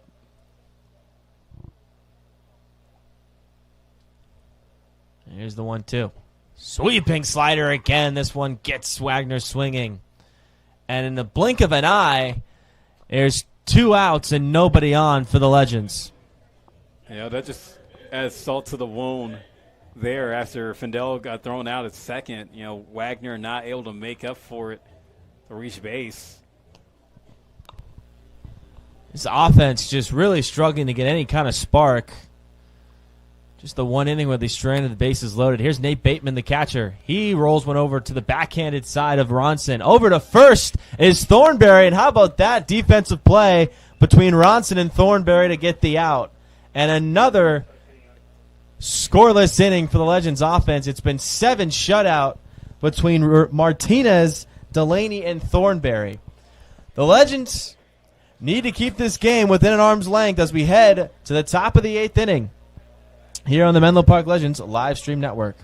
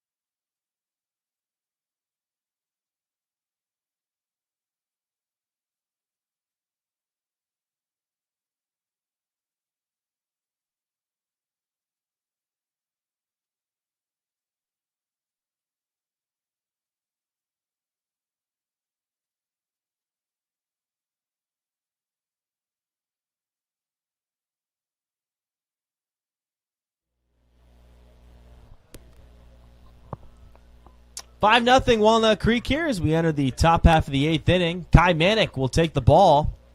Already gone 7 strong, just allowing 4 earned runs, just 2 free passes and 5 strikeouts.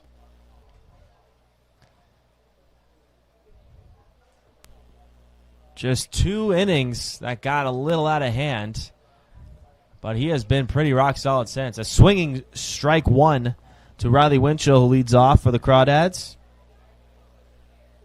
And, I will say, like Kai Manick, he's done his part tonight. Just not getting the run support that's necessary for the game to feel more closer. But, for Kai, you shouldn't shake his head at this one. He did what he could against a really good team, that were just able to get the hits in timely fashion. Absolutely. That one shot down the left field line, foul. And a hard foul ball for strike 2 against Winchell. Yeah, Manick has found his groove throughout the game, but really it's shown it doesn't. His performance would have had to been near perfect. This one's slicing down the right field line, and it's going to stay fair. Winchell rounds first. This ball heads into the corner. D'Amelio picks it up and will toss it in, and some chaos at second, but Winchell is safe, and it's a leadoff double. That's a good hit. Able to keep it square down the right field line and, turn into a two-bagger. So the Crawdads just right now looking for some insurance. Yeah, why not? Anything can happen. The Legends have had some really odd comebacks late in the game,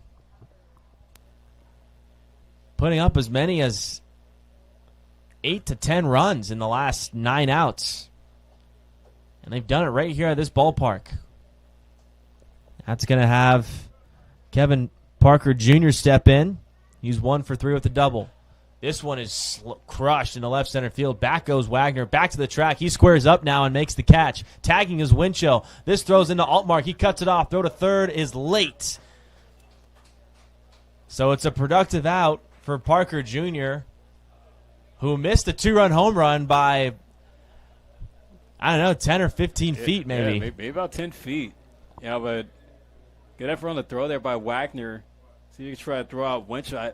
I think if I was Eric Altmark, probably would have let that cutoff, through and, see if you could try to still get that throw to be made. It was a pretty bang play. This one's tapped up the middle from Clisby. Barehanded pickup. Throw to first. Got him! The run does come in, but way to stick with it. Kai Manick in the thick infield grass, barehanding and throwing a strike to Casey Levitt McGee, and he nabs Brandon Clisby, who will pick up an RBI on the play, and it's 6-0 Walnut Creek. And that wasn't a bad decision by Manick. It was going to be a tough play to be made, still able to get that second out, even with the run scoring. So, no harm, no foul there for Manick. That'll make Barrett Ronson, step into the plate. 3 hits in the last matchup in Walnut Creek against the Legends. Takes a fastball in the dirt, ball 1. He's searching for his first hit tonight. He's 0 for 3. But as you mentioned, Phillip, very easy to panic to have that runner from third base headed home in your peripheral vision. But Manick stays calm and fires a strike to McGee to get a very bang play at first. Oh, no panic Manick. No panic Manick as he throws a heater inside for strike 2 on Barrett Ronson. Barrett Ronson, he has the most hits in the season series with the Legends, so he's just been, a nightmare at the plate. Can I help you? Nope, just looking. Barrett Ronson goes down looking on a nasty slider from Kai Manick, who records his 6th strikeout of the evening.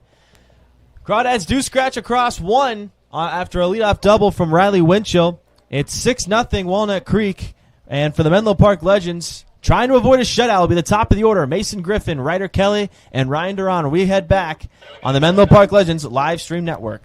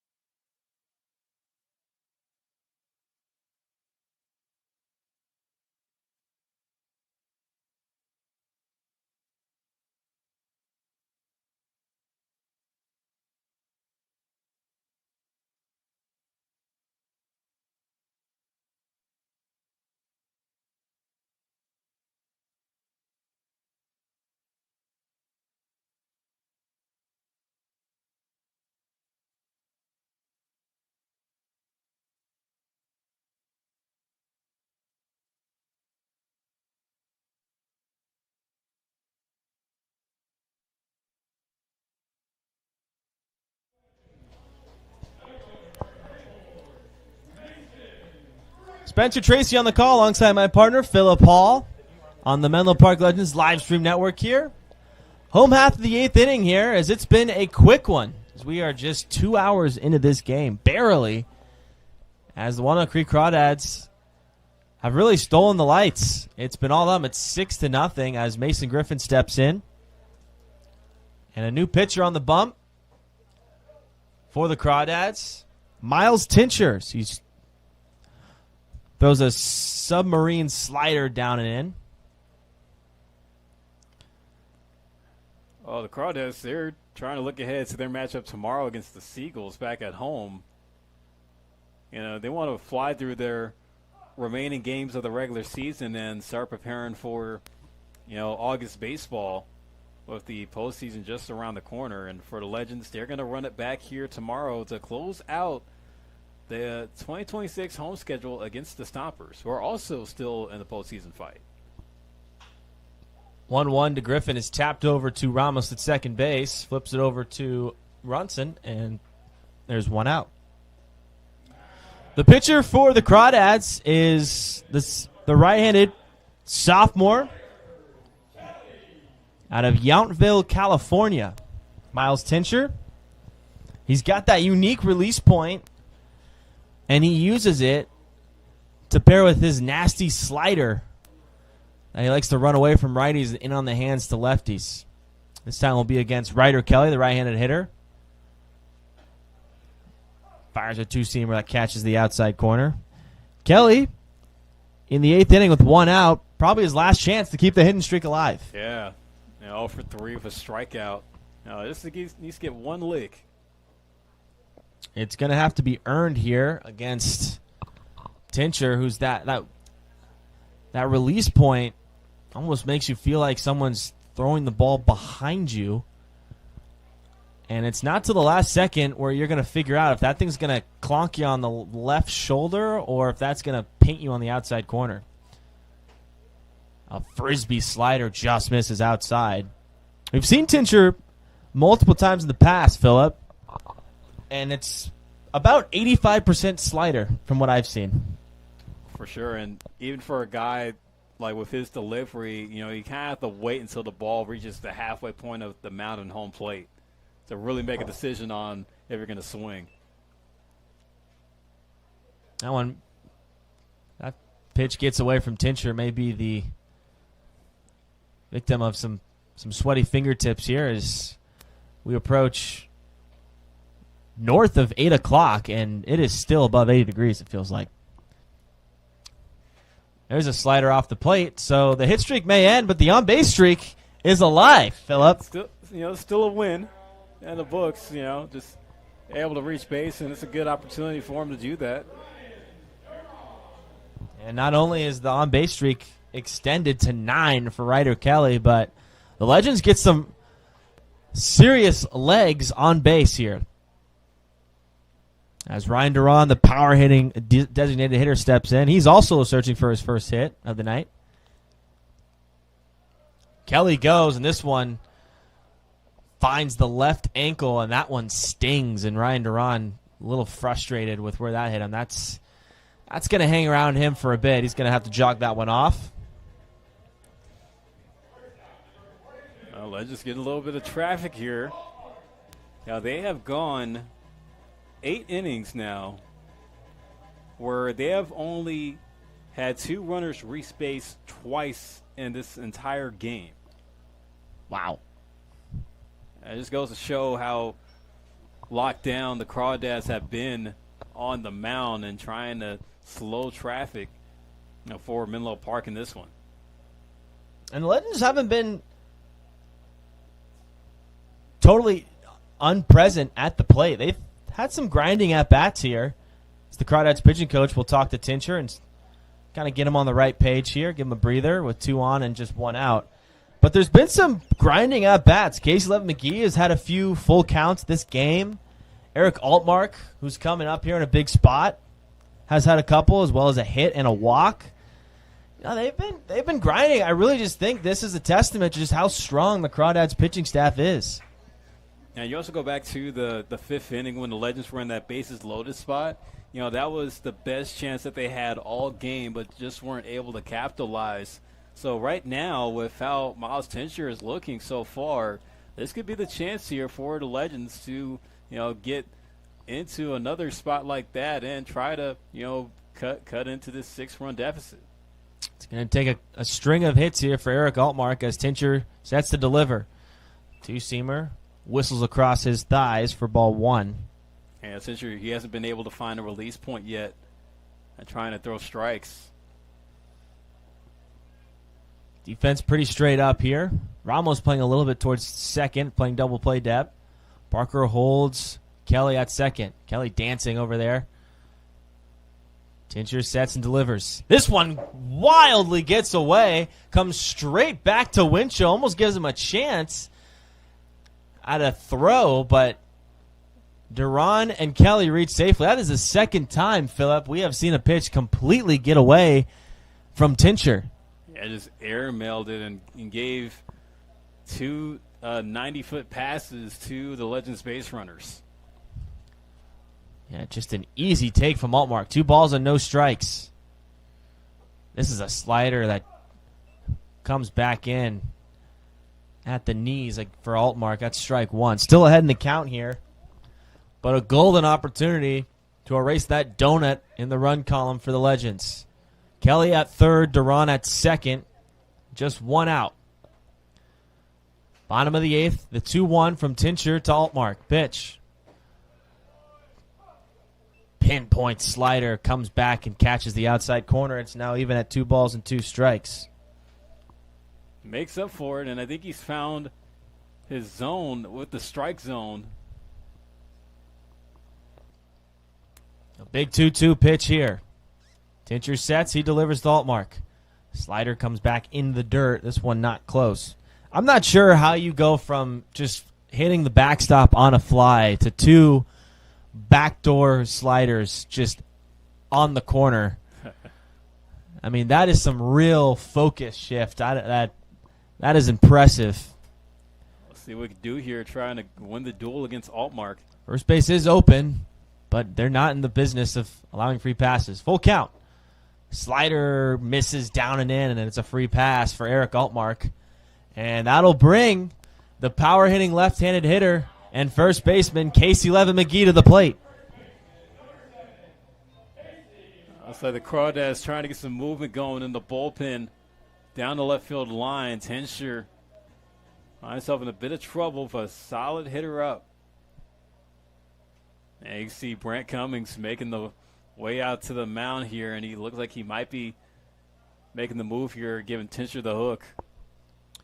Yeah, that just might be the call. Tincher shown some signs that he can get through this inning with some real nice pitches, but just overall not his night.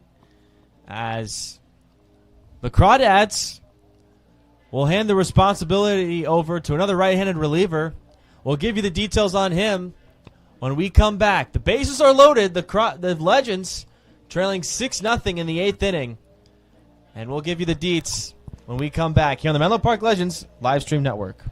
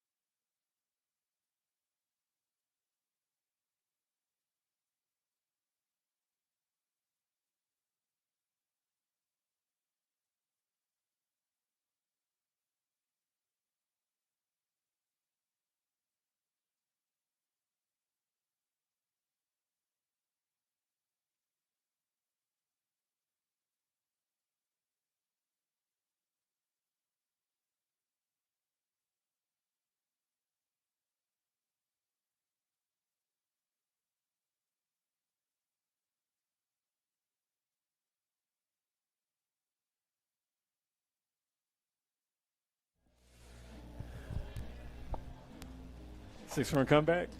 Bases are loaded here for the Menlo Park Legends, as Casey Levin McGee will step in, but it's a new pitcher for the Crawdads. They will dig deeper into the bullpen.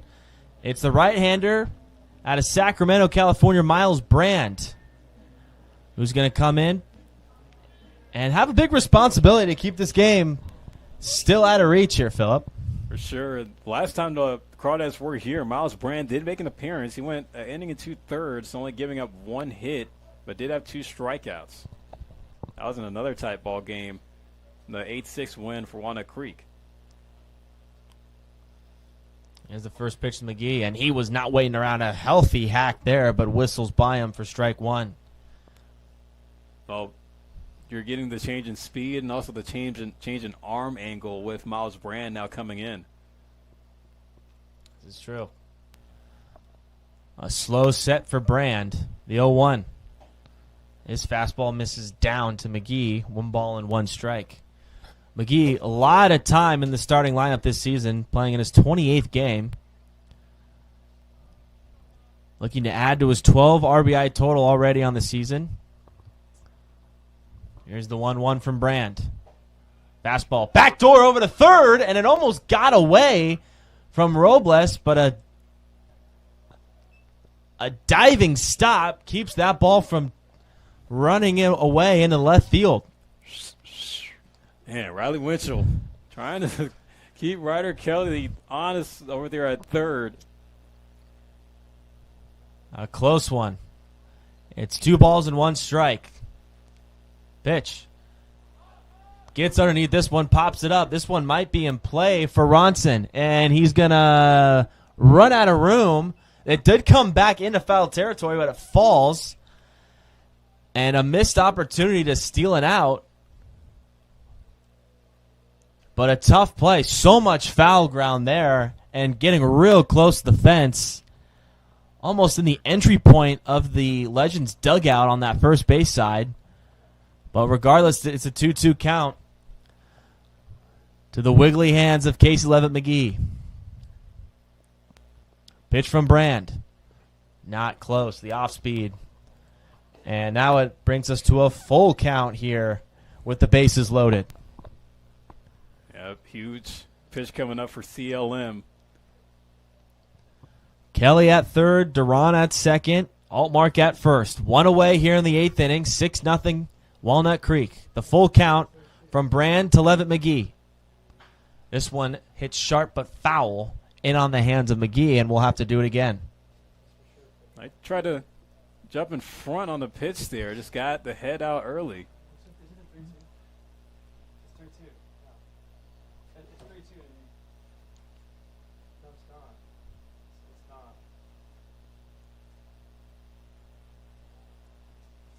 The full count to McGee.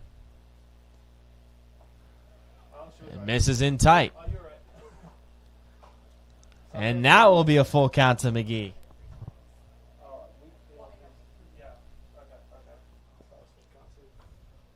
So now Brand has to come after McGee here with nowhere to put him. Legends will take any sort of gifts they can get here. Brand sets. And he deals. This one is lined into left field. Is it going to get down? It is! Jogging home is Kelly. Coming over to third is Duran. He's going to put on the brakes. A late tag by Robles, but he's safe. And Casey Levitt McGee has the first RBI of the game for the Legends. Well, he won the duel there against Miles Brand and then some, driving in the run to break out of Goose Egg City for Menlo Park. But, hey, you know, it's still the inning where you could kind of keep it going here. Good party order with Joey D'Amelio now up to hit and Isaac Findell to follow. You said it. Joey D'Amelio steps in. It's had an electric night. 2 for 3 with a line out to center. First pitch is smoked into left center field. Immediately on his horse is Aldridge. He's underneath it now. He makes the catch. Coming in to score is Duran. Over to third is Altmark. It's a productive out, and the Legends have cut the lead. I've cut the deficit to 4 now. I was a little bit curious to see how Aldridge was going to try to fight off the Geese as he ran that fly ball down, but he was able to, you know, make the play cleanly. But Joey D'Amelio, continuing to add on to a solid night at the plate. Gets the RBI on the sac fly, and it's now only a 4-run game here. And I will have Isaac Fendel, the second baseman, step in. He singled his last at-bat. A high fastball blows by Fendel. No balls and 1 strike. 2 outs now. The Legends want to get the most out of this opportunity as they still trail 4. McGee takes off. This one is fouled back. A pretty solid jump by McGee. Might have had a chance to swipe second. But the foul ball will make this a no balls and 2 strike count to Fendel. Brand trying to get the Crawdads back in the dugout without having to think about a save situation in the 9th. Payoff. Slider. Got him. Outside corner. And the Legends scratch across 2 with a busy inning offensively. But the Crawdads remain in front by 4. They'll look to add some insurance here as we head to the final chapter, the top of the 9th inning for the Walnut Creek Crawdads. It'll be Shane Aldridge, Elijah Ramos, and Daniel Polesic. We'll head to the 9th here on the Menlo Park Legends live stream network.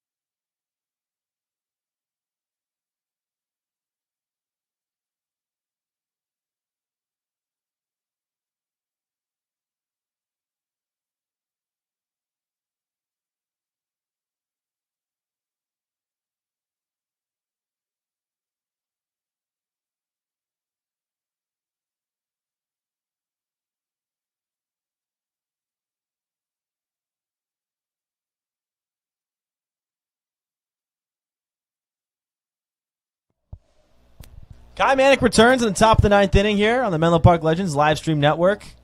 Legends scratch across 2 here as the leadoff man is Shane Aldridge from the left-handed side. 6-2, Walnut Creek looking to extend the lead here for some insurance as I'll hand it over to my partner for the final 6 outs of this ball game, Philip Hall.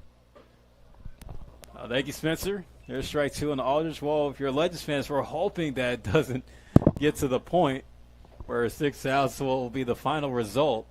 The Legends were able to scrape across 2 last time up in the bottom of the 8th. Now, how about Kai Manick? Going all 9 here, trying to, maintain. But, hey, this could possibly be his last start on the summer, so it looks like Sanzera just going to empty his tank. But he's been doing a solid job despite what the scoreboard may say. Yeah, he's been competing, Philip. He's been working really hard on the bump. And it's good experience to know what it takes to go 9 innings. The high bounce over near second. Fendel charges after it, and they'll make the throw for the out. Good hustle by Aldridge. Did not make that any more routine than it needed to be for Fendel. Now it's going to be Elijah Ramos' turn. 1 for 3 with an RBI. Solid pitch there, in for strike 1 from Manick.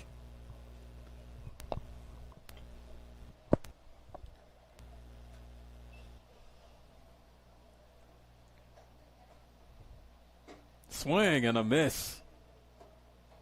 Ramos down 0-2.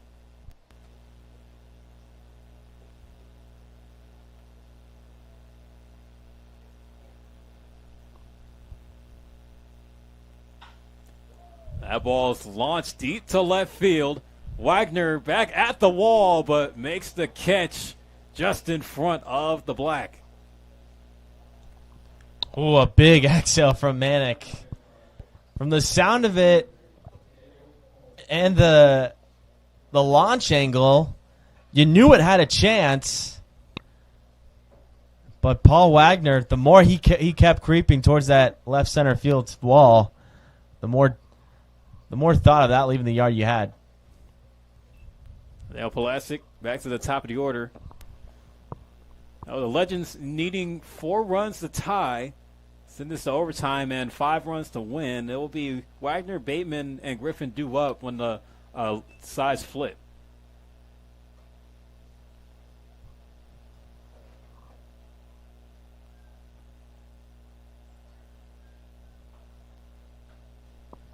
Comes the 1-1. Fouled to the backstop. Count goes now to a ball and 2 strikes. If you're Walnut Creek, you probably don't want to play with fire here. Just send out whatever the best arm you have available.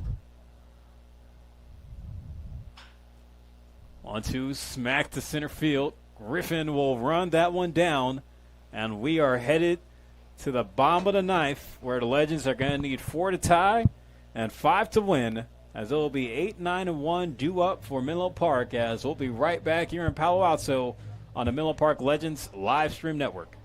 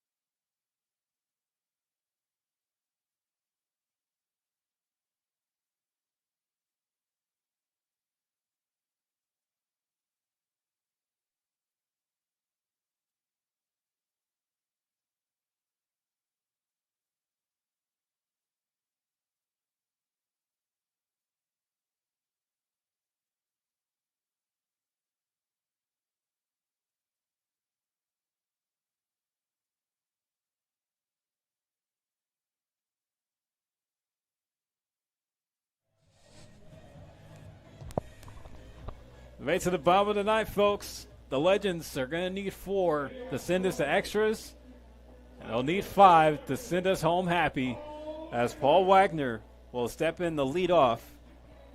1 for 3 tonight with a strikeout. He singled back in the 5th inning.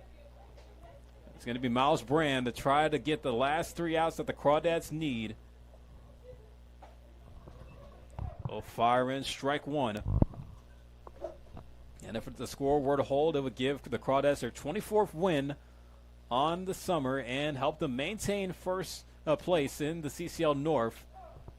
As mentioned earlier, they are still trying to fight to get that top seed in the CCL North for the CCL playoffs, set to start next week.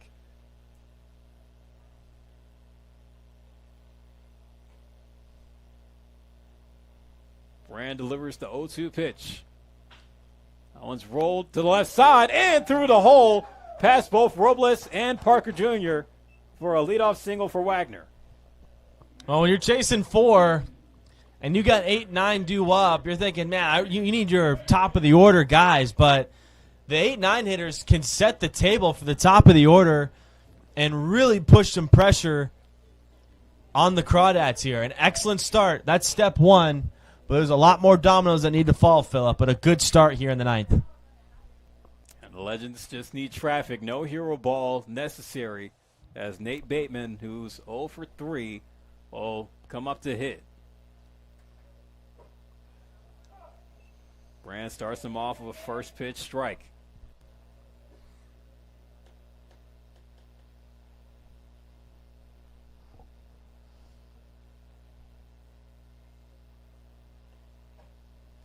Misses just high for ball one. You know, the Crawdads, they scored 2 runs in the first inning, 2 runs in the fourth, and scored 1 run each in the 7th and 8th innings to get the 6 runs throughout this game. The Legends, they were able to put up 2 in the bottom half of the 8th.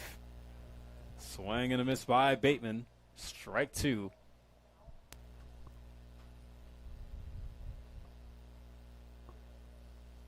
Gotta be smart here if you're Wagner. Legends can't be giving away any outs. They're down to their last 3. 1-2 taken outside by Bateman.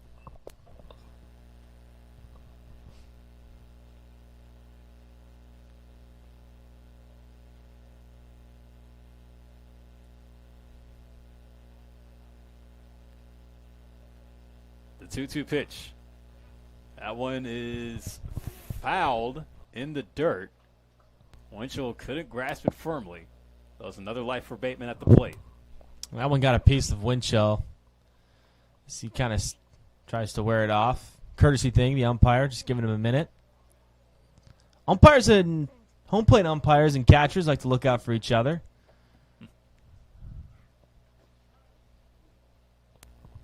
The Legends will be playing their final home game of the summer tomorrow night against the Stompers. We'll have coverage for you here on the Menlo Park Legends live stream network as we look forward to closing out the 2026 summer season with you. The Crawdads will head back home to Danville to see the Seagulls tomorrow night as well. The 2-2 again. Oh, Bateman staying in the fight there, fouls it to the backstop. Yeah, despite the slow start by this offense, it's kind of been a last-second effort here, but they've had some grinding at-bats where they've showed some real impressive discipline at the plate, extending at-bats, fouling off close pitches. They've been competing. Bateman, shallow fly ball, hit to right, and going out for it is Ramos. He'll make the play. There's one gone.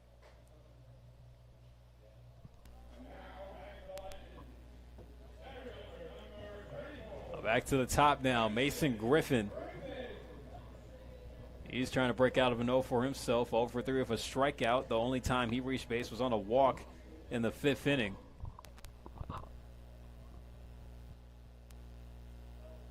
sure he would love to set up a chance for Ryder Kelly come up, but that hit streak's still on the line.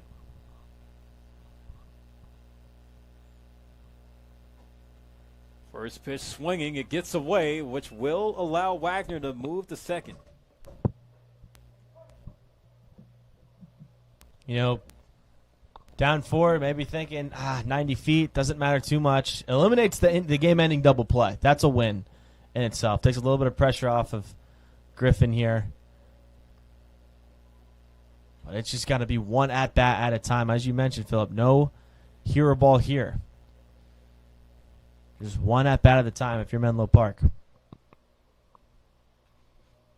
Lights have come into full effect here at Baylands Park as nightfall begins to set here in the Bay Area. Brand come back with the 0-1 pitch. This is inside. Now goes even at 1-1.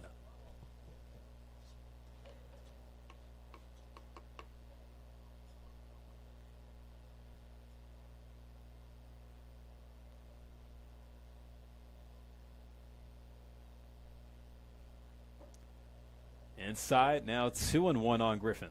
Really good take by Griffin, and a really nice back foot slider by Brand. You saw Griffin almost offered at it, but a good hold up there. Stay ahead in the count, 2-1.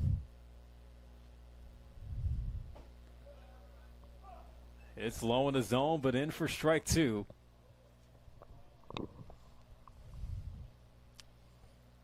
Brand trying to work upstairs and downstairs. Does not want to allow Griffin into the living room. He's going to set up for the 2-2 pitch. Here it comes. Strike 3 on the low inside part.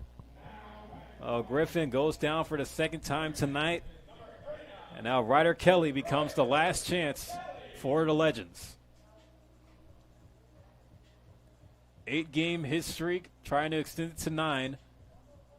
As Kelly has gone all 9 innings without a hit so far. 0 for 3 with a strikeout, but trying to not only extend it, but trying to keep the game alive for Menlo Park. Wagner still waiting at second base.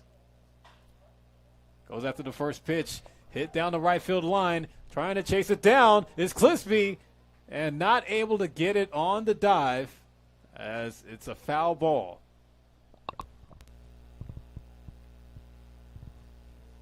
Now you were hoping if that ball did fall, it was going to stay on the left side of that right field line. Put Kelly on second and easily score Wagner, but Clisby quickly turned the hope into that he wasn't going to catch it. I didn't think he had a chance, but he came pretty damn close.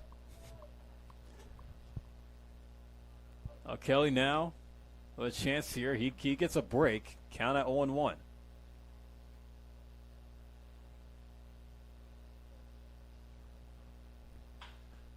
And that one is going to be cut off at short. The throw on the first. Oh, it's airmailed as Wagner will come in to score. Kelly will advance over to second on the wild throw by Kevin Parker Jr. So now it's a 3-run game. It's not going to go down as a hit for Kelly, but it does allow for the Legends to stay alive. Gotta give him a hit there, Phillip. Gotta give him a hit there. I wish we could. Home field scoring. Come on. Yeah, good hustle. A slow roller up the middle. Really looked like it was going to squeak through, but Parker Jr. cuts it off, and the wheels of Kelly forced a quick throw and just gets underneath it there. The game is extended. I really wish we could give him a hit there, partner. The rules are rules. That's right. So Ryan Duran will now get a chance to hit here. Still 2 gone. Kelly now at second. Count now 1-0. Miles Brand will deliver. Swing and a miss there on the breaking pitch from Brand.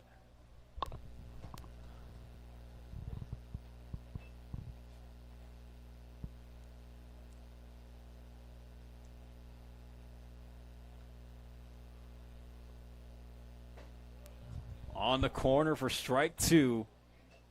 Duran going to have to clutch up here with the 2-strike approach. Anything close, you got to protect that plate. Game depends on it. The 1-2 from Brand. Allen's bounced. Yeah, I think Brand, he knew he wanted that one. He knew that was going to be the pitch that was going to send the Crawdads home happy. The battle back here with a count even at 2 apiece. Win number 24 on the line for Walnut Creek.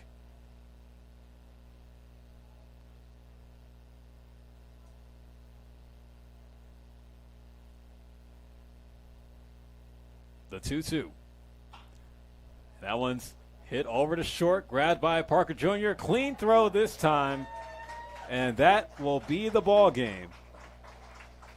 So the Legends showed some effort there in the 9th inning, but came up short again against the Crawdads as they hold on to win 6-3 once again here in Palo Alto as they get their 24th win on the season and continue to hold firm in first place and trying to fight for that top seed in the CCL North for the CCL playoffs.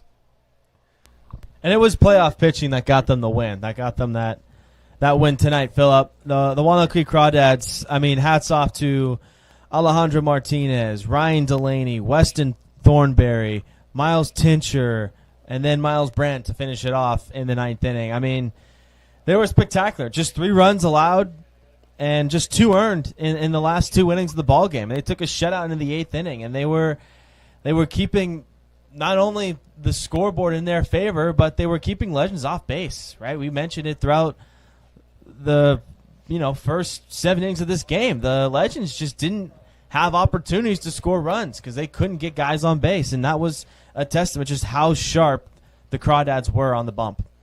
Yeah, and the Legends, they had many opportunities to try to cut into this game, but just fell short. And you just think about, where things could have gone if, they would have came up just one more hit closer, or, one more strike closer. But it just goes to show that, the Crawdads, going up against a team that's pretty much trying to play spoiler against them, they're able to hold their own. But, the talent level from top to bottom for Walnut Creek continues to shine. But for the Legends, it's a tough one to drop, especially just knowing that, you're trying to close out the home schedule of the summer strong, and you're hoping that you can get some upset wins while doing so. But they're just going to have to change their focus going into the last home game tomorrow against the Stompers, a team that's also trying to stay in the playoff picture. Yeah, you want to finish strong, but a tough draw, right? You're facing the Crawdads, who right now have the just a hair lead in the CCL North Division. And then you have the Stompers, who are just a couple ticks below the Crawdads and the Blues, right there in the playoff race in the third slot. So tough draw, but they can compete with these guys. They've beaten the Stompers this season. They've been neck and neck with this Crawdads team, even tonight, showing a little bit of fight, making it a 3-run game there at the end. But you just want to finish the summer strong. It didn't start off on the right foot, right? A 7-game losing streak to start this season. Showed some fight. There's been a handful of guys that had some great seasons, including Kai Manick, who went a full 9 innings tonight. But you want to finish on a high note, and it's going to come down to tomorrow night against the Stompers to try and end on a win here at Baylands Park. Yeah, and give credit to Kai Manick. Even though he gets handed a loss in the books, still going all 9 innings, which is most likely going to be his last start for the summer. But, we got to give the young man his props, just knowing what he was able to produce all summer long for this team, and even getting the reps that's necessary. And of course, we have that scout that was here earlier to check him out, and hopefully, the scout was impressed by what he was able to do despite, giving up the 6 runs. But, for somebody to go that far, like in a game, even with the loss, you have to, hand him his flowers for what he was able to do in his most likely his last home start. Well, it will be his last home start for the summer, and maybe his last start for the summer as a whole. Right, and after every start, a pitcher's going to have some self-evaluation, right? That's the conversation he's going to have with the pitching coach and the head coach the following day at the ballpark, right? You have a couple days off before you make your next start. This is probably the last start for Manick, but I think in the past he's going to be like, hey, really good command. I got some strikeouts. I was winning these situations. I think tonight what he's going to draw up real quickly in Sharpie in the pro column of tonight was – I thought he handled adversity really well, giving up 2 runs early, and then a leadoff single to start the second, and then just kind of locked in. Didn't give up another hit until the beginning of the 4th inning. There was a stretch there where he gave up 2 runs in the 4th inning and had a runner on third with 1 out, and then he retires 9 straight hitters. So and he ran into some trouble with his defense. His defense wasn't perfect tonight. They made some mistakes. But they picked him up in other areas as well, and he had to make some plays on the bump as well defensively. So I think he just handled adversity really well. And for a pitcher, that is so important, Phillip, because you're not going to have your A game every night. And this is relatable to everyone in any given situation. And so the challenge then becomes when you have your elite stuff, how dominant can you be? But when you don't, can you get to the 5th inning? Can you get to the 6th inning? Can you not give up a 6-run inning and leave it to a bullpen game and put your bullpen in a rough spot going into a 5-game week, And not only did he do that, but he went 9 strong tonight, and I thought he competed for all 9 innings. Yeah, well, on the other side for Walnut Creek, they had to go through 5 arms just to get the win, but the tone was already set with the start that Alessandro Martinez had, going 4 scoreless innings strong, just allowing 2 hits, having 6 strikeouts against 14 Legends hitters that he's faced, and then the bullpen, towards like the latter end when Miles Tincher came in, they continued to hold the Legends off balance for the rest of the way for him, but yeah, I mean, like these guys, like I'm sure they're auditioning for chances to appear come playoff time. And Alessandro Martinez, I mean, he may get the first call when the casting call gets made for who's going to come out to pitch in the Walnut Creek Crawdads playoff run. Yeah, I mean he had can't touch this stuff tonight. I mean the wipeout slider had the Legends doing forward lunges in the batter's box, and he kept them off the base paths right all game long. He was spectacular. I mean, missing barrels, getting strikeouts. Just really the one double to D'Amelio was probably his only mistake in the second inning. It came with 2 outs, and the next guy he struck out. He punched out. So he showed his strikeout ability. I think the one thing is, we don't know enough information on the Crawdad side, whether maybe he's coming back from an injury and they're just limiting his pitch count or what's the case. But if he has the ability or can work on adding an extra 40 pitches to his outings and get another inning or 5 or 6 outs, I mean, I can. There's got to be a handful of programs, college programs that want to give this guy a shot with their pitching coaches and their staff and see what this guy can do, because he is an asset to any jersey he puts on. He was very impressive tonight. Absolutely. The final line score is going to go like this, with the Crawdads scoring 6 runs on 9 hits with 1 error, while the Legends scored 3 runs on 7 hits with 1 error. Well, folks, tomorrow will be the last time that you will hear from me and Spencer, as we will be bringing you coverage of the final home game of the 2026 season for the Menlo Park Legends, as they will be welcoming the Sonoma Stompers here at Baylands Park tonight. But, maybe you guys want to pull a Vince Scully where you still come to the game, but you still listen to us on your cell phones or on your tablets or your viewing devices, because it's going to be a good time. We want to close out the summer strong by supporting our guys, and we hope to see a big crowd come here tomorrow, especially with them going up against a potential playoff team. But it should be a good time tomorrow night. We ask that you come out and show support, as it will be the last home game of the summer here at Baylands Park. And for the Crawdads on their end, they will be continuing their push to still get that top seed in the CCL playoffs, as for them, they'll be heading back home to see the Seagulls tomorrow at 4 p.m. Well, that's going to wrap things up for us here on the Menlo Park Legends live stream network. Again, the final score tonight, 6-3. The Crawdads come out on top with the win. Again, make sure to tune in with us and come out to the ballpark for the final home game of the 2026 summer season for the Menlo Park Legends, as first pitch will be at 6 o'clock right here at Baylands Park in Palo Alto. Alongside my partner, Spencer Tracy, this is Philip Hall on the call saying so long and good night from Palo Alto.